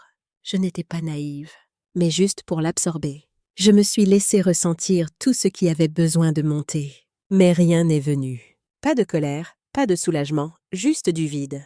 Au moment où ce texto est arrivé, j'avais déjà appris le reste par une voisine qui parlait encore à Françoise. Mathilde était partie. Elle avait fait ses valises avec les enfants et était partie le jour même où le jugement était tombé. Elle avait pris ses affaires et pas grand-chose d'autre. Pas d'adresse de réexpédition, juste un départ silencieux. Pas d'au revoir. Apparemment, elle était restée pour la maison, pour la sécurité, pour l'héritage qu'elle pensait être le sien. Une fois le titre disparu, son amour aussi avait disparu. Antoine était seul maintenant. Je n'ai pas jubilé, je n'ai pas souri. J'ai juste pris rendez-vous avec le serrurier. Il est venu ce vendredi matin, un homme petit aux yeux gentils et à l'haleine de café. Il m'a salué comme n'importe quel autre travail. « Vous emménagez dans un nouvel endroit ?» a-t-il demandé nonchalamment en tirant sur l'ancienne serrure. « Non, » ai-je dit en le regardant travailler. « Je reviens juste dans un ancien. » Il lui a fallu 12 minutes pour changer toutes les serrures. Quand il m'a tendu le nouveau jeu de clés, je n'ai pas pleuré. Je n'ai pas tremblé. Je les ai juste tenues dans ma paume comme quelque chose de sacré. Du métal froid, solide. J'ai fait le tour de l'extérieur de la maison une fois avant d'entrer. Le jardin avant était pire qu'avant. Les mauvaises herbes étouffaient les derniers hortensias de Marcel. La pelouse était pelée par endroits, comme si elle avait abandonné elle aussi. Mais je pouvais arranger ça. Avec le temps, je le ferai. J'ai monté les marches du perron, j'ai appuyé la nouvelle clé dans la serrure et je l'ai tournée. Elle s'est ouverte avec un son si doux que je l'ai presque manqué. À l'intérieur, l'air était moisi et renfermé. Les rideaux étaient tirés serrés. Les sols n'avaient pas été balayés depuis des semaines. Des jouets et de la vaisselle éparpillés, comme si quelqu'un avait été interrompu en pleine vie. Mais ce n'était plus leur place à finir. J'ai marché lentement, une pièce puis la suivante. Mes pieds se souvenaient des craquements du parquet. Mes yeux sont allés au mur où Hugo avait autrefois dessiné avec des crayons. Ils avaient peint par-dessus, négligemment. Mais je pouvais encore voir le contour d'un soleil avec un visage souriant. Je l'ai touché avec 2 doigts. Brièvement, cet après-midi-là, j'ai changé le linge de lit dans mon ancienne chambre. J'ai ouvert chaque fenêtre. J'ai sorti les poubelles. J'ai plié ce qui restait de leur linge et je l'ai placé dans une boîte près de la porte d'entrée avec un mot. Je ne garderai pas ce qui ne m'appartient pas. Et cela les incluait. Quand je suis partie ce soir-là, juste pour une nuit, pour laisser la maison respirer, j'ai verrouillé la porte derrière moi avec les nouvelles clés. Antoine n'a jamais répondu au jugement du tribunal. Il n'a jamais demandé de délai. Il n'est même jamais venu chercher la boîte. Mais ça n'avait pas d'importance. Ce qui comptait, c'était le silence qui a suivi. Un silence sans tension, sans culpabilité. Un silence qui signifiait la liberté. Je suis retournée dans la maison 2 jours plus tard. Seule cette fois. Pour de bon. Pas de Françoise attendant dehors. Pas de serrurier bricolant les serrures. Pas Dieu me regardant de derrière les rideaux. Juste moi, la clé et le silence. Le couloir d'entrée sentait encore faiblement l'heure désodorisant. Agrumes artificiels et quelque chose de musqué que Mathilde devait penser élégant.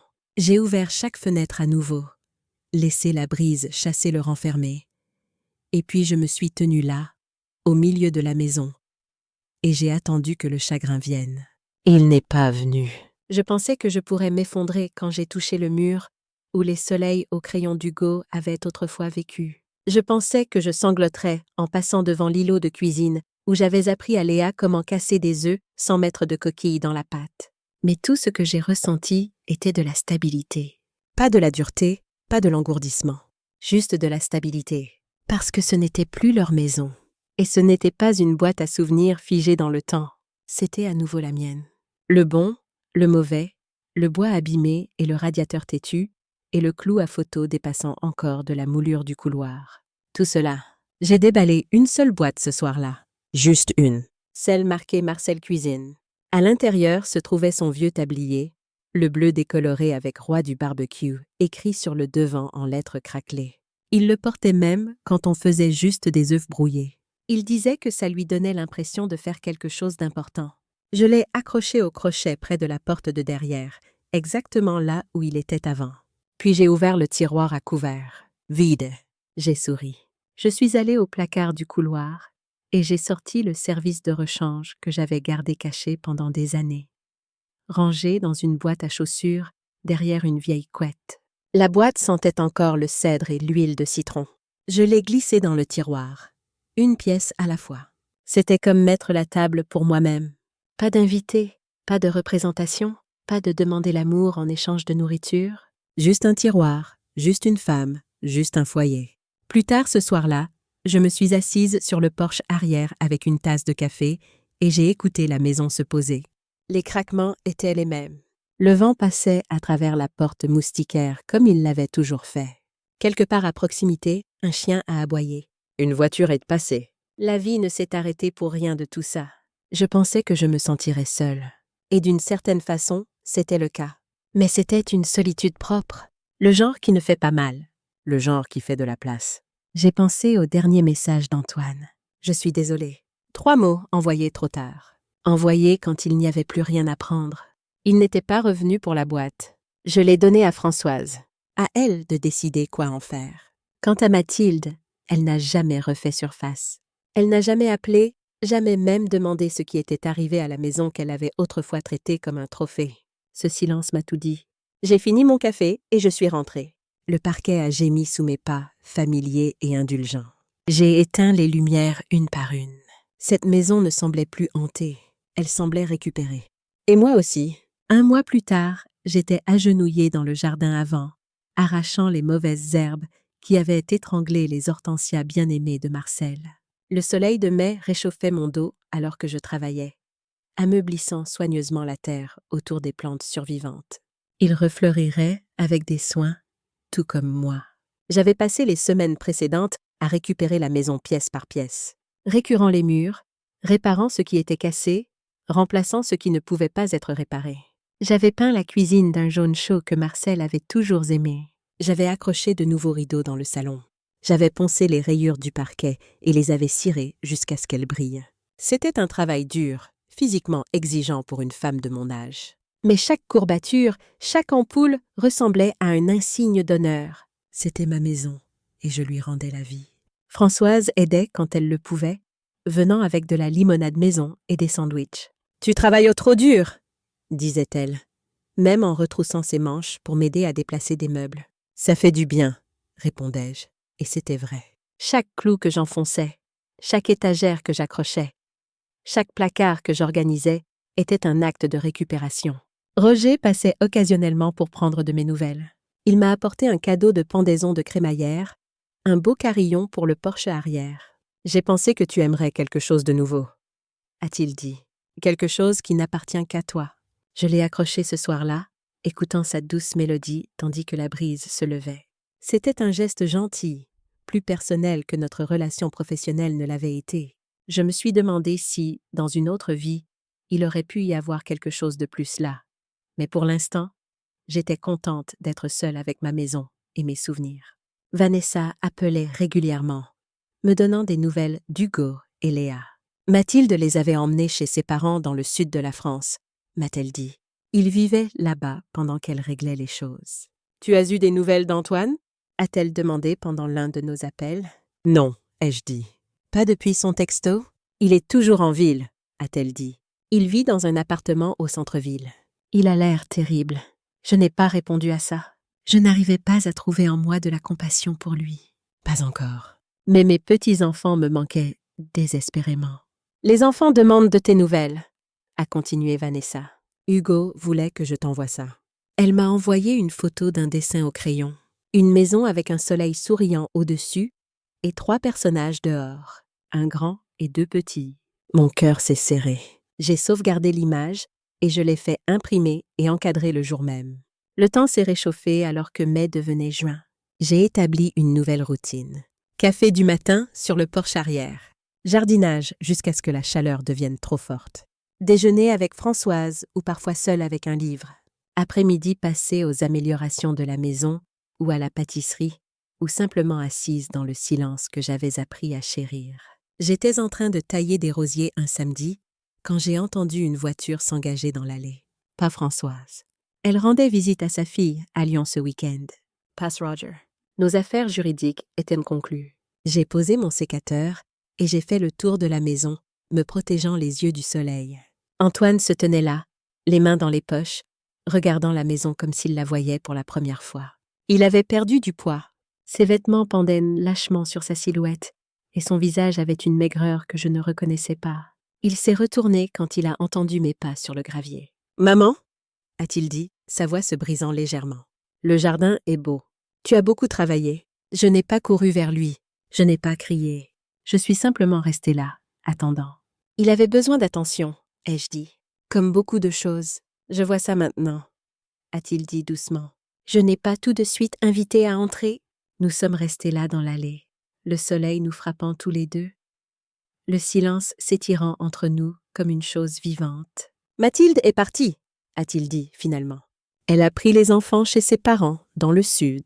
Je sais. Vanessa me l'a dit. Il a semblé surpris. Toi et Vanessa, vous vous parlez? Oui. Elle m'apporte des dessins d'Hugo. Il a dégluti difficilement. Je ne savais pas ça. Il y a beaucoup de choses que tu ne sais pas, Antoine. Il a hoché la tête, acceptant la critique. Je mérite ça. J'ai soupiré, soudain fatigué. Pas en colère, juste lasse de rester debout dans la chaleur, ressassant la douleur. Pourquoi es-tu là? Je voulais voir la maison, a-t-il dit. Puis plus honnêtement, je voulais te voir, pour m'excuser correctement, pas par texto.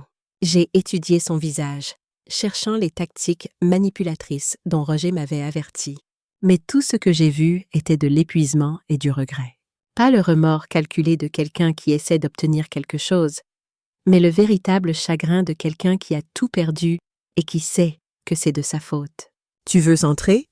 ai-je finalement demandé. « Je viens de faire de la limonade. » Il a levé les yeux, surpris. « Oui, » a-t-il dit doucement. « J'aimerais bien. » Nous nous sommes assis dans la cuisine à la table où notre famille s'était réunie d'innombrables fois auparavant. Les murs jaunes semblaient retenir la lumière du soleil, rendant la pièce plus chaude, plus accueillante qu'elle ne l'avait été sous le design gris et froid de Mathilde. « Tu as changé des choses, » a dit Antoine en regardant autour de lui. « J'ai restauré des choses, » ai-je corrigé gentiment. « Comme elles étaient. » Comme elles devraient être. Il a hoché la tête, tournant le verre de limonade dans ses mains. « Maman, je suis tellement désolée. Ce que j'ai dit cette nuit-là, » il s'est tu, incapable de trouver des mots adéquats à la trahison. « Tu m'as dit que je ne faisais plus partie de la famille, » ai-je dit, le nommant pour lui. « Tu m'as jeté de ma propre maison. » Oui. Il n'a pas essayé d'adoucir ou d'expliquer. Et il n'y a aucune excuse pour ça. Aucune. Pourquoi? Ai-je demandé simplement. C'était la question qui m'avait hanté pendant des mois. Antoine a posé son verre et s'est frotté le visage à 2 mains. « Je me noyais, » a-t-il finalement dit. Mathilde et moi, on se disputait constamment. Le refinancement échouait. On était endettés jusqu'au cou à cause de ses dépenses. Les enfants faisaient des bêtises parce qu'ils sentaient la tension. Il m'a regardé, les yeux rougis. Et puis, tu as fait ce commentaire sur les enfants et j'ai juste explosé. Toute la pression, toute la peur, tout l'échec. Je l'ai retourné contre toi parce que tu étais en sécurité. Parce que je savais que tu m'aimerais toujours quoi qu'il arrive.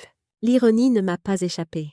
Alors tu m'as blessé parce que tu savais que je t'aimerais toujours. Oui, a-t-il admis. C'est horrible. C'est inexcusable. Mais c'est la vérité. J'ai pris une gorgée de ma limonade, laissant le goût acidulé sucré laver la sécheresse dans ma gorge. Et Mathilde, ce petit sourire que j'ai vu? Le visage d'Antoine s'est assombri. Elle essayait de te pousser dehors depuis des années. Elle disait que tu étais trop impliquée, trop d'opinions. Elle voulait la maison pour elle seule, voulait tout rénover, rendre ça moderne. Il a fait des guillemets avec ses doigts autour du mot. Quand j'ai explosé contre toi, elle a vu ça comme une victoire. Et maintenant, elle est partie. Dès que le jugement du tribunal est tombé, elle n'a même pas attendu que je rentre à la maison. Elle a juste fait les valises des enfants et laissé un mot disant qu'elle allait chez ses parents. Il a ri, un son creux.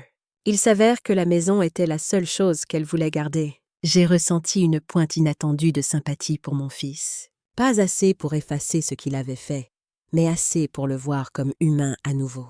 Défaillant, brisé, mais humain. « Qu'est-ce que tu vas faire maintenant ?» ai-je demandé. Je ne sais pas, a-t-il admis. Essayer de voir les enfants.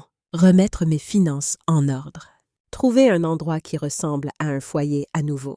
J'ai hoché la tête, ne faisant aucune promesse, n'offrant pas de solution. C'était son voyage maintenant. Et toi, maman? Est-ce que tu vas bien ici toute seule? J'ai regardé autour de la cuisine, les murs jaunes chauds, le tablier de Marcel suspendu près de la porte, la lumière du soleil entrant par les fenêtres que j'avais nettoyées moi-même. Je ne suis pas toute seule, ai-je dit. J'ai cette maison. J'ai le souvenir de Marcel. J'ai Françoise et, étonnamment, Vanessa. J'ai une vie que je reconstruis, à mes conditions. Antoine a hoché la tête, ses yeux se remplissant de larmes qu'il a vite chassées en clignant. Je suis content, a-t-il dit. Tu mérites ça. Nous avons parlé encore 1 heure. Pas de réconciliation ni d'avenir, mais de choses simples. Le jardin, la météo, le livre que je lisais. Ce n'était pas du pardon. Pas encore. Mais c'était un début. Quand il s'est levé pour partir, il a hésité près de la porte. Est-ce que je pourrais? Est-ce que ce serait acceptable si je revenais de temps en temps? J'y ai réfléchi, pesant le risque de le laisser revenir dans ma vie contre le coup de le fermer complètement. Oui, ai-je finalement dit. Mais pas tout de suite, j'ai besoin de plus de temps. Je comprends, a-t-il dit, et je l'ai cru. Je l'ai regardé depuis le porche alors qu'il partait, ressentant un étrange mélange d'émotions. De la tristesse pour ce qui avait été perdu, de la prudence pour ce qui pourrait venir, mais aussi un espoir tranquille que peut-être nous pourrions un jour construire quelque chose de nouveau, descendre de ce qui avait brûlé. Ce soir-là, j'ai appelé Vanessa. Antoine est passé aujourd'hui, lui ai-je dit. Vraiment? Comment c'était? Compliqué, ai-je dit honnêtement, mais nécessaire, je pense. Elle est restée silencieuse un moment. Les enfants te manquent vraiment, Sylvie. Mathilde ne l'admettra pas, mais il pleure pour toi la nuit. Surtout Hugo. Mon cœur a eu mal. Il me manque aussi, plus que je ne peux le dire. Et si? Elle a hésité. Et si je te les amenais? Pas tout de suite, mais peut-être dans quelques semaines. Les parents de Mathilde prévoient une croisière en juillet. Elle parle de me laisser les enfants pendant leur absence. La pensée de revoir Hugo et Léa a fait bondir mon cœur. Tu penses qu'elle serait d'accord? Ce qu'elle ne sait pas ne lui fera pas de mal, a dit Vanessa avec une pointe d'acier dans la voix. Ces enfants ont besoin de leur grand-mère. Et tu as besoin d'eux. Nous avons fait des plans provisoires. Rien de définitif, mais une possibilité. Un espoir. C'était suffisant pour l'instant. Après avoir raccroché, je suis allée sur le porche arrière et je me suis assise dans le vieux fauteuil à bascule que Marcel avait fabriqué quand Antoine était né. La soirée était chaude, l'air lourd du parfum des roses. Mon carillon chantait doucement dans la brise. J'ai pensé aux mois qui avaient passé depuis ce dîner fatidique. La douleur, le combat, la victoire qui semblait creuse jusqu'à ce que je la remplisse de ma propre force. J'ai pensé à Antoine, brisé et plein de remords. À Mathilde, froide et calculatrice. À Hugo et Léa, innocents et confus. Et j'ai pensé à moi-même. Pas seulement comme la mère d'Antoine ou la grand-mère d'Hugo et Léa, mais comme Sylvie. Une femme qui avait fait face à la trahison et en était sortie plus forte. Une femme qui avait récupéré non seulement sa maison, mais sa dignité. Le chemin à venir n'était pas encore clair. Des relations avaient été brisées, la confiance avait été anéantie. Mais assise là, dans le crépuscule qui s'installait, écoutant les sons familiers de mon foyer, j'ai ressenti une paix que je n'avais pas espéré retrouver. J'avais survécu, je m'étais battue, j'avais gagné, et maintenant, j'allais reconstruire. Pas seulement des murs et des jardins, mais des liens et des limites. À mes conditions, avec ma force, en mon temps. Le carillon a chanté à nouveau, une douce mélodie qui semblait dire « ceci n'est que le début ». Le meilleur reste à venir. J'ai souri et me suis balancée doucement dans le fauteuil de Marcel, regardant les premières étoiles apparaître dans le ciel crépusculaire. « Tu avais raison, Marcel », ai-je murmuré. Les gens changent, mais moi aussi. Et dans ce moment tranquille d'acceptation, j'ai trouvé non seulement la restauration, mais la renaissance. Les semaines suivantes ont apporté une transformation continue. Chaque jour, je me réveillais dans ma propre chambre, dans ma propre maison, et je ressentais cette certitude tranquille que j'étais exactement là où je devais être. Le jardin refleurissait sous mes soins attentifs. Les hortensias de Marcel, que j'avais cru perdues, ont commencé à montrer de nouvelles pousses. Les rosiers que j'avais taillés avec amour produisaient maintenant des boutons prometteurs. Même la pelouse, autrefois pelée et négligée, retrouvait sa verdure d'antan. Je passais mes matinées dans le jardin, mes après-midi à ranger et à restaurer l'intérieur de la maison. Chaque pièce retrouvait son âme, sa chaleur. J'ai retrouvé des photos de famille que Mathilde avait reléguées dans des boîtes au grenier. Je les ai accrochées au mur, créant une galerie de souvenirs. Marcel et moi le jour de notre mariage. Antoine bébé dans mes bras. Les premières photos d'Hugo et de Léa. Ces images me rappelaient pourquoi je m'étais battue et pourquoi je continuerais à me battre. Françoise venait souvent, parfois juste pour prendre le café, parfois pour m'aider avec des tâches plus lourdes. Un après-midi, alors que nous peignions ensemble les volets du salon, elle m'a demandé si j'avais des regrets. « Des regrets ?» ai-je répondu en trempant mon pinceau dans la peinture bleu Provence que j'avais choisie. « À propos de quoi ?»« De tout ça. La façon dont les choses se sont passées. » J'ai réfléchi un moment, regardant le bleu vif qui séchait au soleil. « Non, ai-je finalement dit. Pas de regrets. De la tristesse, oui. De la douleur, certainement. Mais pas de regrets. » J'ai fait ce que je devais faire. Elle a hoché la tête, satisfaite de ma réponse. Nous avons continué à peindre en silence, le soleil réchauffant nos épaules, le parfum de la peinture fraîche se mêlant à celui des roses du jardin. C'était un moment de paix simple, le genre que j'avais appris à chérir. Roger est passé un soir de juin, apportant une bouteille de champagne. « Pour célébrer, a-t-il dit, la conclusion officielle de votre affaire. » Nous nous sommes assis sur le porche arrière, regardant le soleil se coucher derrière les arbres. Le carillon chantait doucement, accompagnant notre conversation. « Comment vous sentez-vous maintenant que tout est terminé ?» a-t-il demandé. « Je me sens libre, » ai-je répondu après réflexion. Pour la première fois depuis longtemps, je me sens vraiment libre. Il a souri, un sourire chaleureux qui adoucissait ses traits habituellement sérieux. « Vous le méritez, Sylvie. Vous avez fait preuve d'un courage remarquable. » « Ce n'était pas du courage, » ai-je dit. C'était de la survie. Et de l'amour. L'amour pour cette maison, pour la mémoire de Marcel, pour mes petits-enfants. « C'est peut-être la même chose, » a-t-il suggéré. Nous avons parlé longtemps ce soir-là. Pas seulement de l'affaire, mais de la vie, de la perte, de la reconstruction. Quand il est parti, j'ai ressenti une gratitude profonde. Non seulement pour son aide professionnelle, mais pour son amitié, pour sa présence constante pendant les moments les plus difficiles. Juillet est arrivé avec la chaleur de l'été et la promesse d'une visite. Vanessa m'a appelé pour confirmer que les parents de Mathilde partaient bien en croisière et qu'elle aurait les enfants pendant 2 semaines. « Ils arrivent samedi », a-t-elle dit, l'excitation évidente dans sa voix. « Je les amènerai dimanche après-midi, si ça te convient. »« Ça me convient parfaitement, » ai-je répondu, le cœur battant d'anticipation. J'ai passé la semaine à préparer. J'ai nettoyé la chambre d'amis et y ai installé des jouets et des livres pour les enfants.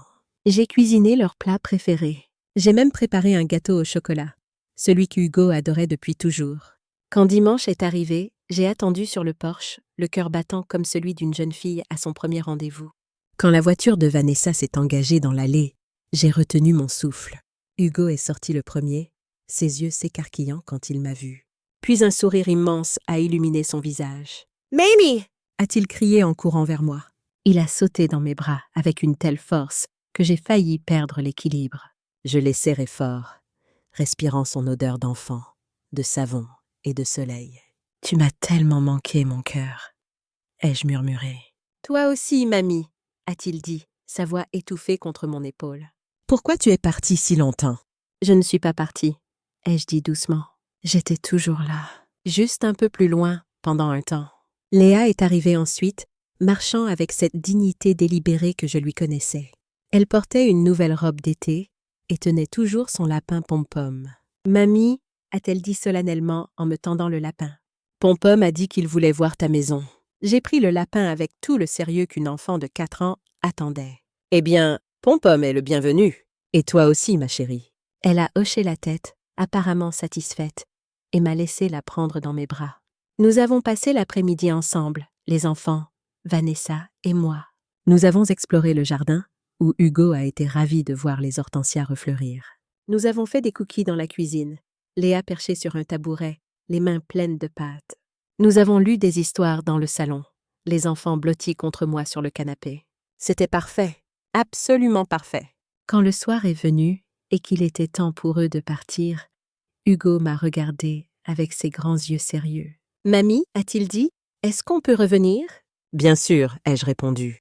Vous pouvez revenir aussi souvent que vous voulez. »« Promise ?»« Promise. » Je lui ai embrassé le front, puis Léa, puis je les ai regardés monter dans la voiture de Vanessa.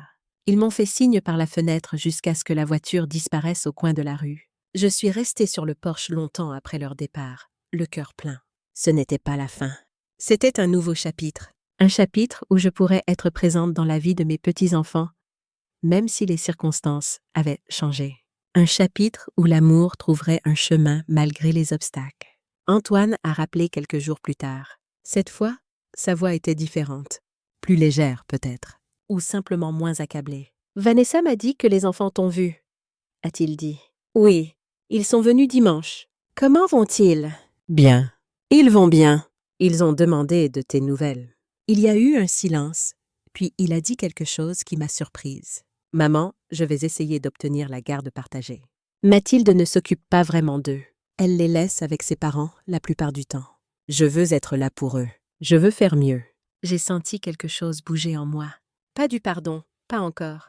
Mais peut-être le début de quelque chose qui pourrait y mener un jour. « C'est bien, Antoine, » ai-je dit. Les enfants ont besoin de leur père. Ils ont aussi besoin de leur grand-mère, a-t-il ajouté doucement. Je le sais maintenant. Nous avons parlé plus longtemps cette fois, avec moins de tension, plus de franchise. Ce n'était pas une réconciliation. Nous étions encore loin de ça. Mais c'était une main tendue, prudemment, à travers le gouffre qui nous avait séparés. L'été s'est poursuivi, chaud et lumineux. J'ai établi une nouvelle routine. Les enfants venaient me voir régulièrement, soit avec Vanessa, soit parfois avec Antoine. Ces visites étaient les moments les plus précieux de ma semaine. Nous jardions ensemble. Nous cuisinions. Nous lisions des histoires. Nous construisions des forts. Nous faisions tout ce que font les grands-mères avec leurs petits-enfants. Et lentement, les blessures ont commencé à cicatriser, pas à disparaître. Les cicatrices resteraient toujours, rappel de ce qui avait été perdu, de ce qui avait été dit, mais elles ne faisaient plus aussi mal. Un soir de fin août, j'étais assise sur le porche arrière, regardant le soleil se coucher sur mon jardin restauré. Le carillon chantait doucement. Les roses embaumaient l'air du soir. Quelque part dans la maison, les voix d'Hugo et de Léa résonnaient. Ils passaient la nuit, leur première nuit chez moi depuis que tout avait changé. Françoise était venue dîner et maintenant elle lisait des histoires aux enfants pendant que je profitais de ce moment de paix. J'ai pensé au chemin parcouru depuis ce dimanche fatidique. La douleur, la colère, la peur. Le combat, la victoire, la reconstruction. Et maintenant, cette soirée d'été, avec mes petits-enfants sous mon toit, ma meilleure amie dans mon salon. Ma maison enfin redevenue un foyer. Marcel serait fier, ai-je murmuré au ciel qui s'assombrissait. Il avait planifié tout ça, tu sais. Il savait que les gens changent quand l'argent est en jeu. Il m'a protégée même après sa mort. Le carillon a chanté une note claire, comme une réponse. J'ai souri et je me suis levée. Dans le salon, J'ai trouvé Françoise assise entre Hugo et Léa sur le canapé, leur lisant Le Petit Prince. Les enfants étaient fascinés, leurs yeux grands ouverts, absorbant chaque mot. Je me suis appuyée contre le chambranle de la porte, les regardant. Ma famille, peut-être plus petite qu'avant, peut-être différente de ce que j'avais imaginé, mais toujours ma famille, toujours pleine d'amour. « Tu te joins à nous, mamie ?» a demandé Hugo en me voyant. « Bien sûr », ai-je dit en m'asseyant dans le fauteuil près d'eux. « Où en êtes-vous? Au petit bonhomme qui veut qu'on lui dessine un mouton ?» a dit Léa avec autorité. « Ah », ai-je dit, c'est une de mes parties préférées. Françoise a continué à lire, sa voix douce remplissant la pièce de mots sur les étoiles et les roses et ce qui est vraiment important dans la vie. Les enfants écoutaient, captivés. Et moi, je les regardais, le cœur plein d'une gratitude que je n'aurais pas cru possible il y a seulement quelques mois. Cette nuit-là, après avoir couché les enfants, Françoise et moi nous sommes assises sur le porche avec une tisane. « Tu as l'air heureuse », a-t-elle observé. « Je le suis », ai-je répondu. « Étonnamment, profondément heureuse. »« Ce n'est pas étonnant du tout », a-t-elle dit. « Tu as traversé le feu et tu en es ressortie. Tu as le droit d'être heureuse. » Nous avons parlé longtemps, comme nous l'avions fait pendant 50 ans d'amitié. De la vie, de la perte, de l'amour, de l'espoir. De tout ce qui compte vraiment. Quand elle est partie, j'ai fait le tour de la maison, vérifiant les portes, éteignant les lumières. Je me suis arrêtée devant la chambre où les enfants dormaient, écoutant leur respiration paisible. Puis je suis allée dans ma chambre, la chambre que j'avais partagée avec Marcel pendant plus de 40 ans. Je me suis assise sur le lit et j'ai regardé la photo de notre mariage sur la table de nuit. « Nous y sommes arrivés, Marcel », ai-je dit. « La maison est à nouveau un foyer. Les enfants sont en sécurité. » Et moi, je me suis retrouvée. Je me suis couchée, écoutant les bruits familiers de la maison. Le craquement du parquet, le murmure du vent dans les arbres, le tic-tac de l'horloge dans le couloir. Des sons de chez moi, des sons de paix.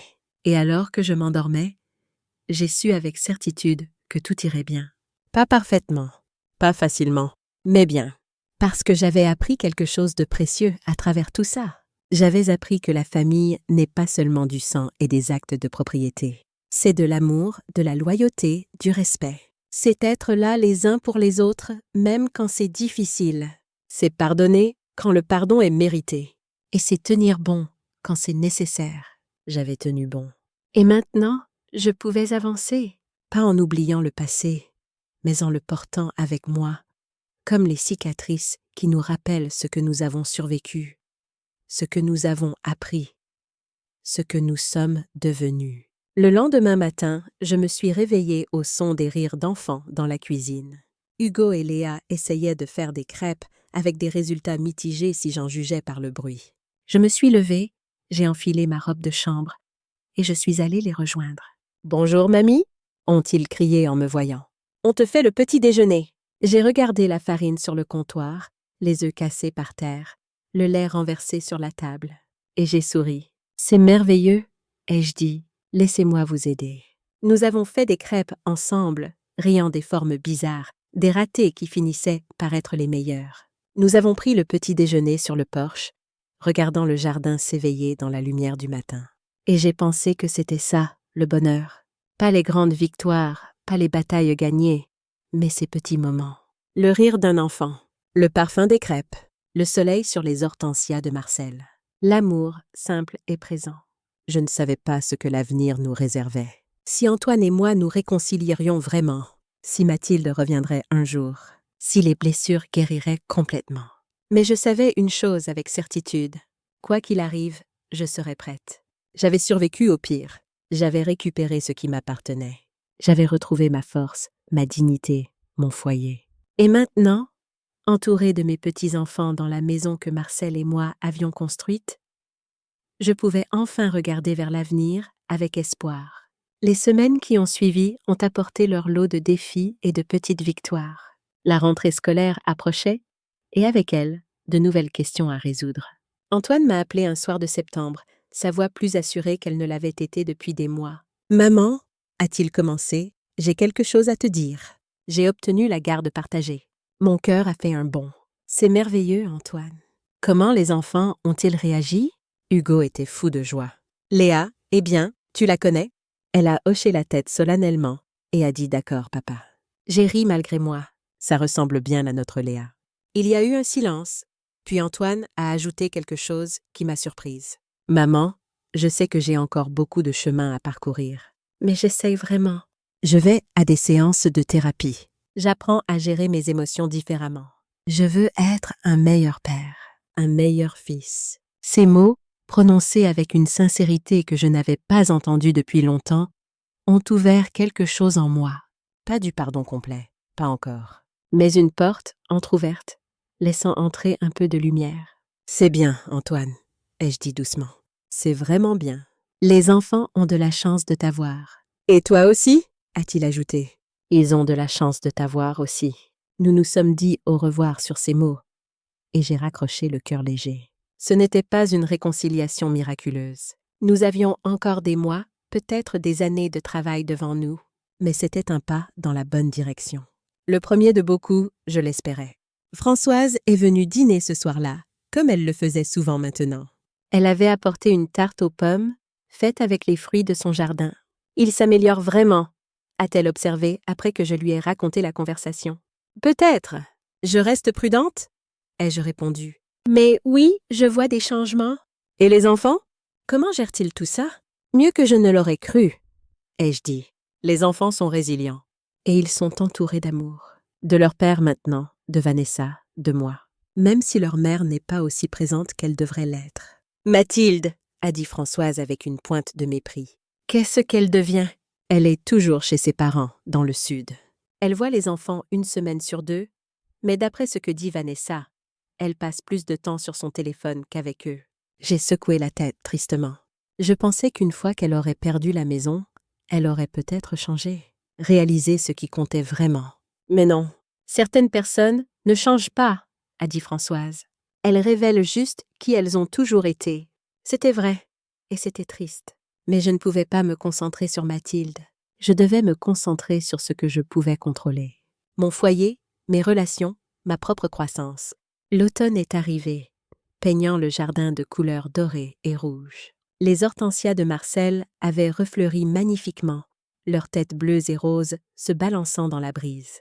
Chaque fois que je les regardais, je pensais à lui, à sa sagesse, à sa prévoyance. « Tu avais raison sur tout », lui disais-je parfois, en arrosant les fleurs. Les gens changent, les papiers protègent. Et l'amour, le vrai amour, survit à tout. Un samedi d'octobre, j'ai organisé un dîner spécial. Ma première vraie réception depuis que j'avais récupéré la maison. J'ai invité Françoise, Roger, Vanessa et pour la première fois, Antoine avec les enfants. Ce n'était pas un grand événement, juste un repas simple, du bœuf bourguignon fait selon la recette de Marcel, accompagné de légumes du jardin. Mais la table était belle, dressée avec la vaisselle de Limoges, les bougies allumées, les fleurs fraîches au centre. Quand tout le monde est arrivé, j'ai ressenti une vague d'émotion. Ma maison était à nouveau pleine de vie, de rire, de conversation. Pas la même vie qu'avant, mais une vie nouvelle, peut-être même meilleure. « Mamie, c'est trop bon !» s'est exclamé Hugo en goûtant le bœuf bourguignon. « C'est la recette de ton grand-père Marcel, lui ai-je dit. Il serait content que tu l'aimes. »« C'était qui, grand-père Marcel ?» a demandé Léa. Elle ne l'avait jamais connu. Il était déjà parti quand elle était née. « C'était mon mari, ai-je dit doucement. »« Le papa de ton papa. » C'était un homme très gentil et très sage. « Comme dans les histoires ?» a-t-elle demandé. « Oui, ma chérie. » Exactement comme dans les histoires. Antoine m'a regardé par-dessus la table, les yeux brillants. « Je me souviens de ce plat, » a-t-il dit. Papa le faisait tous les dimanches. Je me souviens de l'odeur, de la façon dont la maison sentait le thym et le laurier. Je me souviens d'être assis ici, à cette même table, à l'écouter raconter des histoires. Sa voix s'est brisée légèrement. « Je suis désolée, maman, de t'avoir fait perdre tout ça, de t'avoir chassé de ces souvenirs. Je ne les ai pas perdus, ai-je dit. Je les ai récupérés. Et maintenant, nous en créons de nouveaux. » Il a hoché la tête, incapable de parler. Mais je voyais dans ses yeux quelque chose que je n'avais pas vu depuis longtemps. De la gratitude, du regret sincère, et peut-être, juste peut-être, le début du pardon qu'il cherchait. Le dîner s'est poursuivi dans une atmosphère chaleureuse. Roger a raconté des anecdotes de ses années de droit. Françoise a fait rire les enfants avec des histoires de ma jeunesse. Vanessa a pris des photos de tout le monde, promettant de les envoyer. Et moi, j'ai regardé autour de moi, absorbant chaque moment. Ma maison, mon foyer, ma famille, différente de ce qu'elle avait été, mais toujours mienne, toujours précieuse. Après le dessert, une tarte aux fruits rouges que Françoise avait apportée, les enfants sont allés jouer dans le salon. Les adultes sont restés à table, savourant le café et la conversation. « Tu as fait un travail remarquable avec cette maison, Sylvie », a dit Roger en regardant autour de lui. « Elle est magnifique. Elle a toujours été magnifique, » ai-je répondu. Elle avait juste besoin qu'on s'en souvienne. C'est une belle façon de le dire, a observé Vanessa. Elle m'a regardée avec une admiration que je ne m'attendais pas. Tu sais, Sylvie, quand tout ça a commencé, je ne savais pas de quel côté me mettre. Mathilde est ma sœur. Mais maintenant, je vois clairement qui a eu raison depuis le début. Ce n'est pas une question d'avoir raison ou tort, ai-je dit. C'est une question de faire ce qui est juste, pour soi, pour ses proches, pour l'avenir. Elle a hoché la tête. Mathilde ne comprendra peut-être jamais ça. Mais les enfants comprendront. Un jour, ils sauront tout ce que tu as fait pour eux. J'espère juste qu'ils sauront qu'ils sont aimés, ai-je dit. C'est tout ce qui compte, vraiment. La soirée s'est terminée tard, avec des embrassades et des promesses de se revoir bientôt. Antoine a été le dernier à partir, s'attardant sur le seuil avec les enfants endormis dans ses bras. « Merci, maman », a-t-il dit simplement. « Pour ce soir. »« Pour tout. » Je l'ai regardé, mon fils, cet homme qui m'avait tant blessé mais qui essayait maintenant si fort de se racheter. Et j'ai ressenti quelque chose que je n'avais pas ressenti depuis longtemps. De l'espoir. De l'espoir pour nous, pour notre famille, pour l'avenir. « Bonne nuit, Antoine, ai-je dit. Rentre bien. » Il a hoché la tête et s'est dirigé vers sa voiture. Je l'ai regardé installer les enfants sur la banquette arrière, les couvrant tendrement d'une couverture. Puis, il m'a fait un signe de la main et est parti. Je suis restée sur le porche jusqu'à ce que les feux arrière disparaissent au bout de la rue. La nuit était fraîche, l'air sentait l'automne et la promesse de l'hiver à venir. Mais je n'avais pas froid. J'étais réchauffée par l'amour, par la famille, par la certitude que j'étais exactement là où je devais être. J'ai fermé la porte et j'ai fait le tour de la maison, éteignant les lumières une par une. Dans la cuisine, j'ai lavé les derniers plats, rangeant la vaisselle de Limoges avec soin. Dans le salon, j'ai ramassé les jouets que les enfants avaient laissés, les plaçant dans le coffre que je gardais maintenant pour leur visite. Et dans ma chambre, je me suis assise sur le lit et j'ai regardé la photo de Marcel. « Nous avons réussi », lui ai-je dit. Pas comme nous l'avions prévu, mais nous avons réussi quand même. Le cadre brillait doucement dans la lumière de la lampe de chevet. Marcel souriait, comme il l'avait toujours fait, comme s'il savait déjà que tout irait bien. Je me suis couchée, épuisée mais heureuse. Demain apporterait de nouveaux défis, de nouvelles joies, de nouvelles opportunités de croissance. Mais ce soir, j'étais en paix avec ma maison, avec ma famille, avec moi-même. L'hiver est arrivé, apportant son lot de fêtes et de célébrations. J'ai organisé un Noël mémorable, le premier dans ma maison restaurée depuis des années.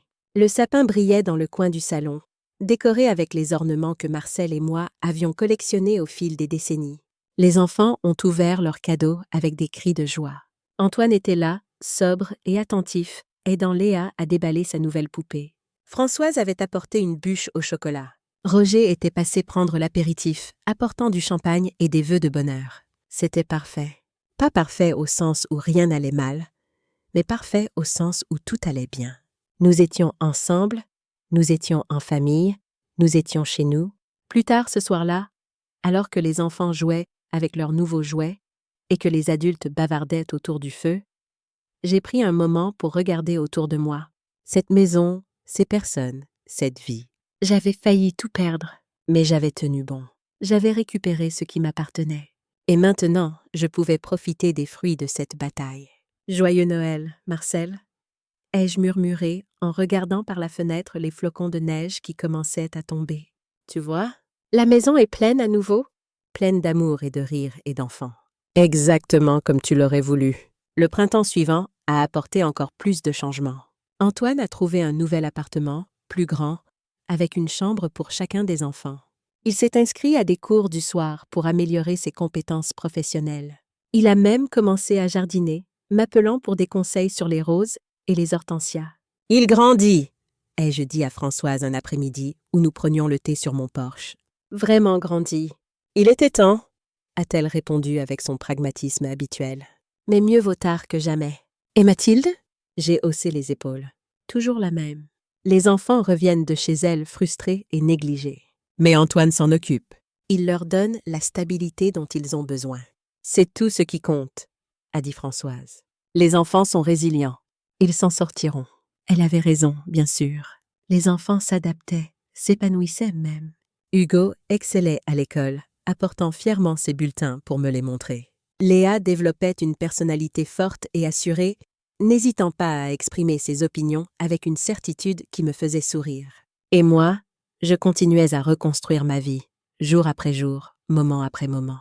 J'ai rejoint un club de jardinage local.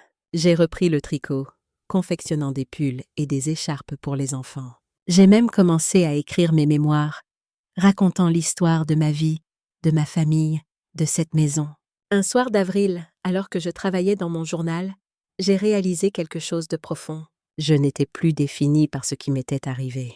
J'étais définie par ce que j'avais fait avec ce qui m'était arrivé. J'avais été trahie, mais je n'étais pas une victime. J'avais été blessée, mais je n'étais pas brisée. J'avais été chassée de chez moi, mais j'avais récupéré ma maison et, plus important encore, ma dignité. J'ai fermé mon journal et je suis sortie sur le porche. Le soleil se couchait, peignant le ciel de rose et d'or. Le jardin était en pleine floraison, les hortensias de Marcel plus beaux que jamais. Le carillon chantait sa douce mélodie. C'était ma vie, ma maison, mon avenir. Et c'était beau. L'été suivant a marqué le premier anniversaire de ma victoire au tribunal. Je n'ai pas célébré avec fanfare.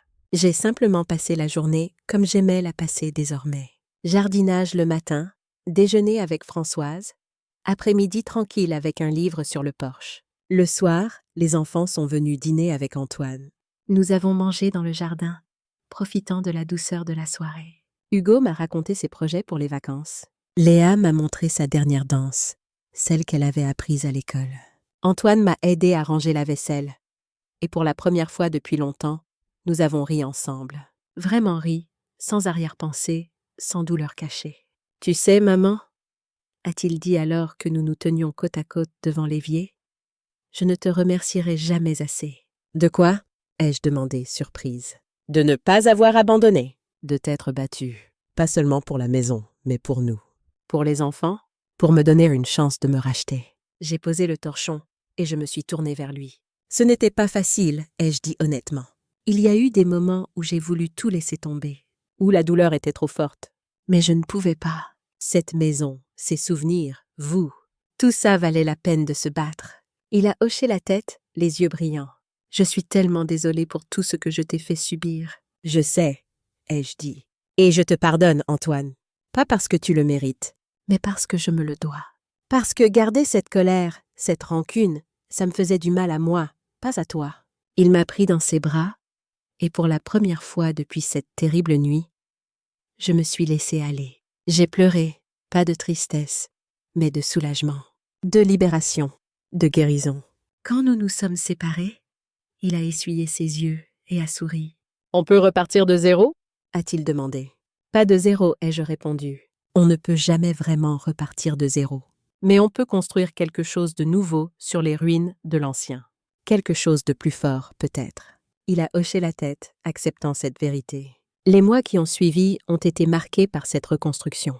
Antoine venait régulièrement, parfois seul, parfois avec les enfants. Nous avons recommencé à avoir de vraies conversations, pas seulement des échanges superficiels. Il m'a parlé de ses séances de thérapie, de ce qu'il apprenait sur lui-même. Je lui ai parlé de mes projets, de mes rêves pour l'avenir.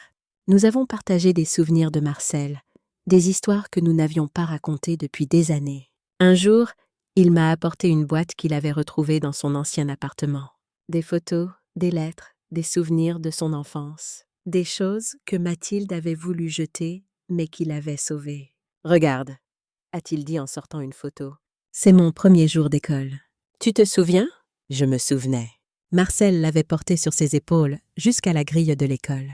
J'avais pleuré en le voyant partir, mon petit garçon devenant grand. C'était une autre époque, ai-je dit. Une époque plus simple. Peut-être, a-t-il répondu. Mais les choses importantes n'ont pas changé. L'amour n'a pas changé. Nous avons passé l'après-midi à regarder ces vieilles photos, à rire et à pleurer ensemble. C'était une catharsis, une purification. Une façon de reconnecter avec ce que nous avions été avant que tout ne dérape. Françoise a remarqué le changement en moi. Tu as l'air plus légère, a-t-elle observé un jour. Comme si un poids avait été enlevé de tes épaules. Le poids de la rancune, ai-je répondu. J'ai pardonné à Antoine. Vraiment pardonné, pas juste en parole. Elle a hoché la tête avec approbation. C'est bien. Le pardon est autant pour celui qui pardonne que pour celui qui est pardonné. Tu avais raison, ai-je dit. Quand tu m'as dit que les enfants comprennent plus qu'on ne le pense. Hugo m'a demandé l'autre jour si papa et moi étions amis maintenant. Et qu'est-ce que tu as répondu? J'ai dit que nous essayons. Que parfois les adultes se disputent, comme les enfants, mais que l'important est de savoir s'excuser et de se pardonner. Sage réponse, a dit Françoise. Et vrai. Nous avons continué notre thé en silence, profitant de la compagnie l'une de l'autre, de cette amitié de 50 ans qui avait survécu à tant de choses. 1 an plus tard, j'ai organisé une fête pour le 10e anniversaire du Hugo. La maison était pleine d'enfants, de rires, de ballons et de gâteaux. Antoine était là, aidant avec les jeux. Vanessa avait amené ses propres enfants, les cousins d'Hugo et Léa. Même Roger était passé, apportant un livre sur les dinosaures que Hugo avait réclamé. C'était bruyant, chaotique, joyeux. Exactement ce qu'une maison devrait être. J'ai regardé autour de moi, ces visages souriants, ces enfants qui couraient dans le jardin, où les hortensias de Marcel fleurissaient toujours. Et j'ai ressenti une gratitude profonde. « Heureuse ?»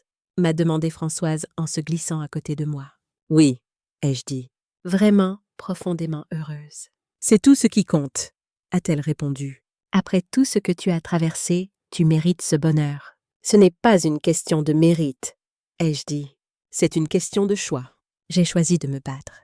J'ai choisi de reconstruire. J'ai choisi de pardonner. Et maintenant, je choisis d'être heureuse. Elle a souri et m'a serré la main. Tu es la femme la plus forte que je connaisse, Sylvie. Non, ai-je dit. Je suis juste une femme qui a refusé de se laisser briser. Il y a une différence. Elle a hoché la tête, comprenant. Nous avons regardé les enfants jouer, le soleil briller sur le jardin, la vie continuer. Et j'ai su, avec une certitude absolue, que j'avais fait les bons choix.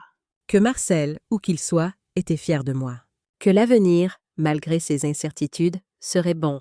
Qu'est-ce que vous feriez à ma place? Avez-vous déjà vécu quelque chose de similaire? Dites-le moi dans les commentaires et n'oubliez pas de me dire de quelle ville vous regardez. Si vous avez aimé mon histoire, n'oubliez pas de regarder 2 autres vidéos favorites de notre chaîne. Ma belle-fille m'a interdit de voir mon petit-fils jusqu'à ce qu'elle ait besoin de mon argent. Et après 40 ans de mariage, mon mari est parti.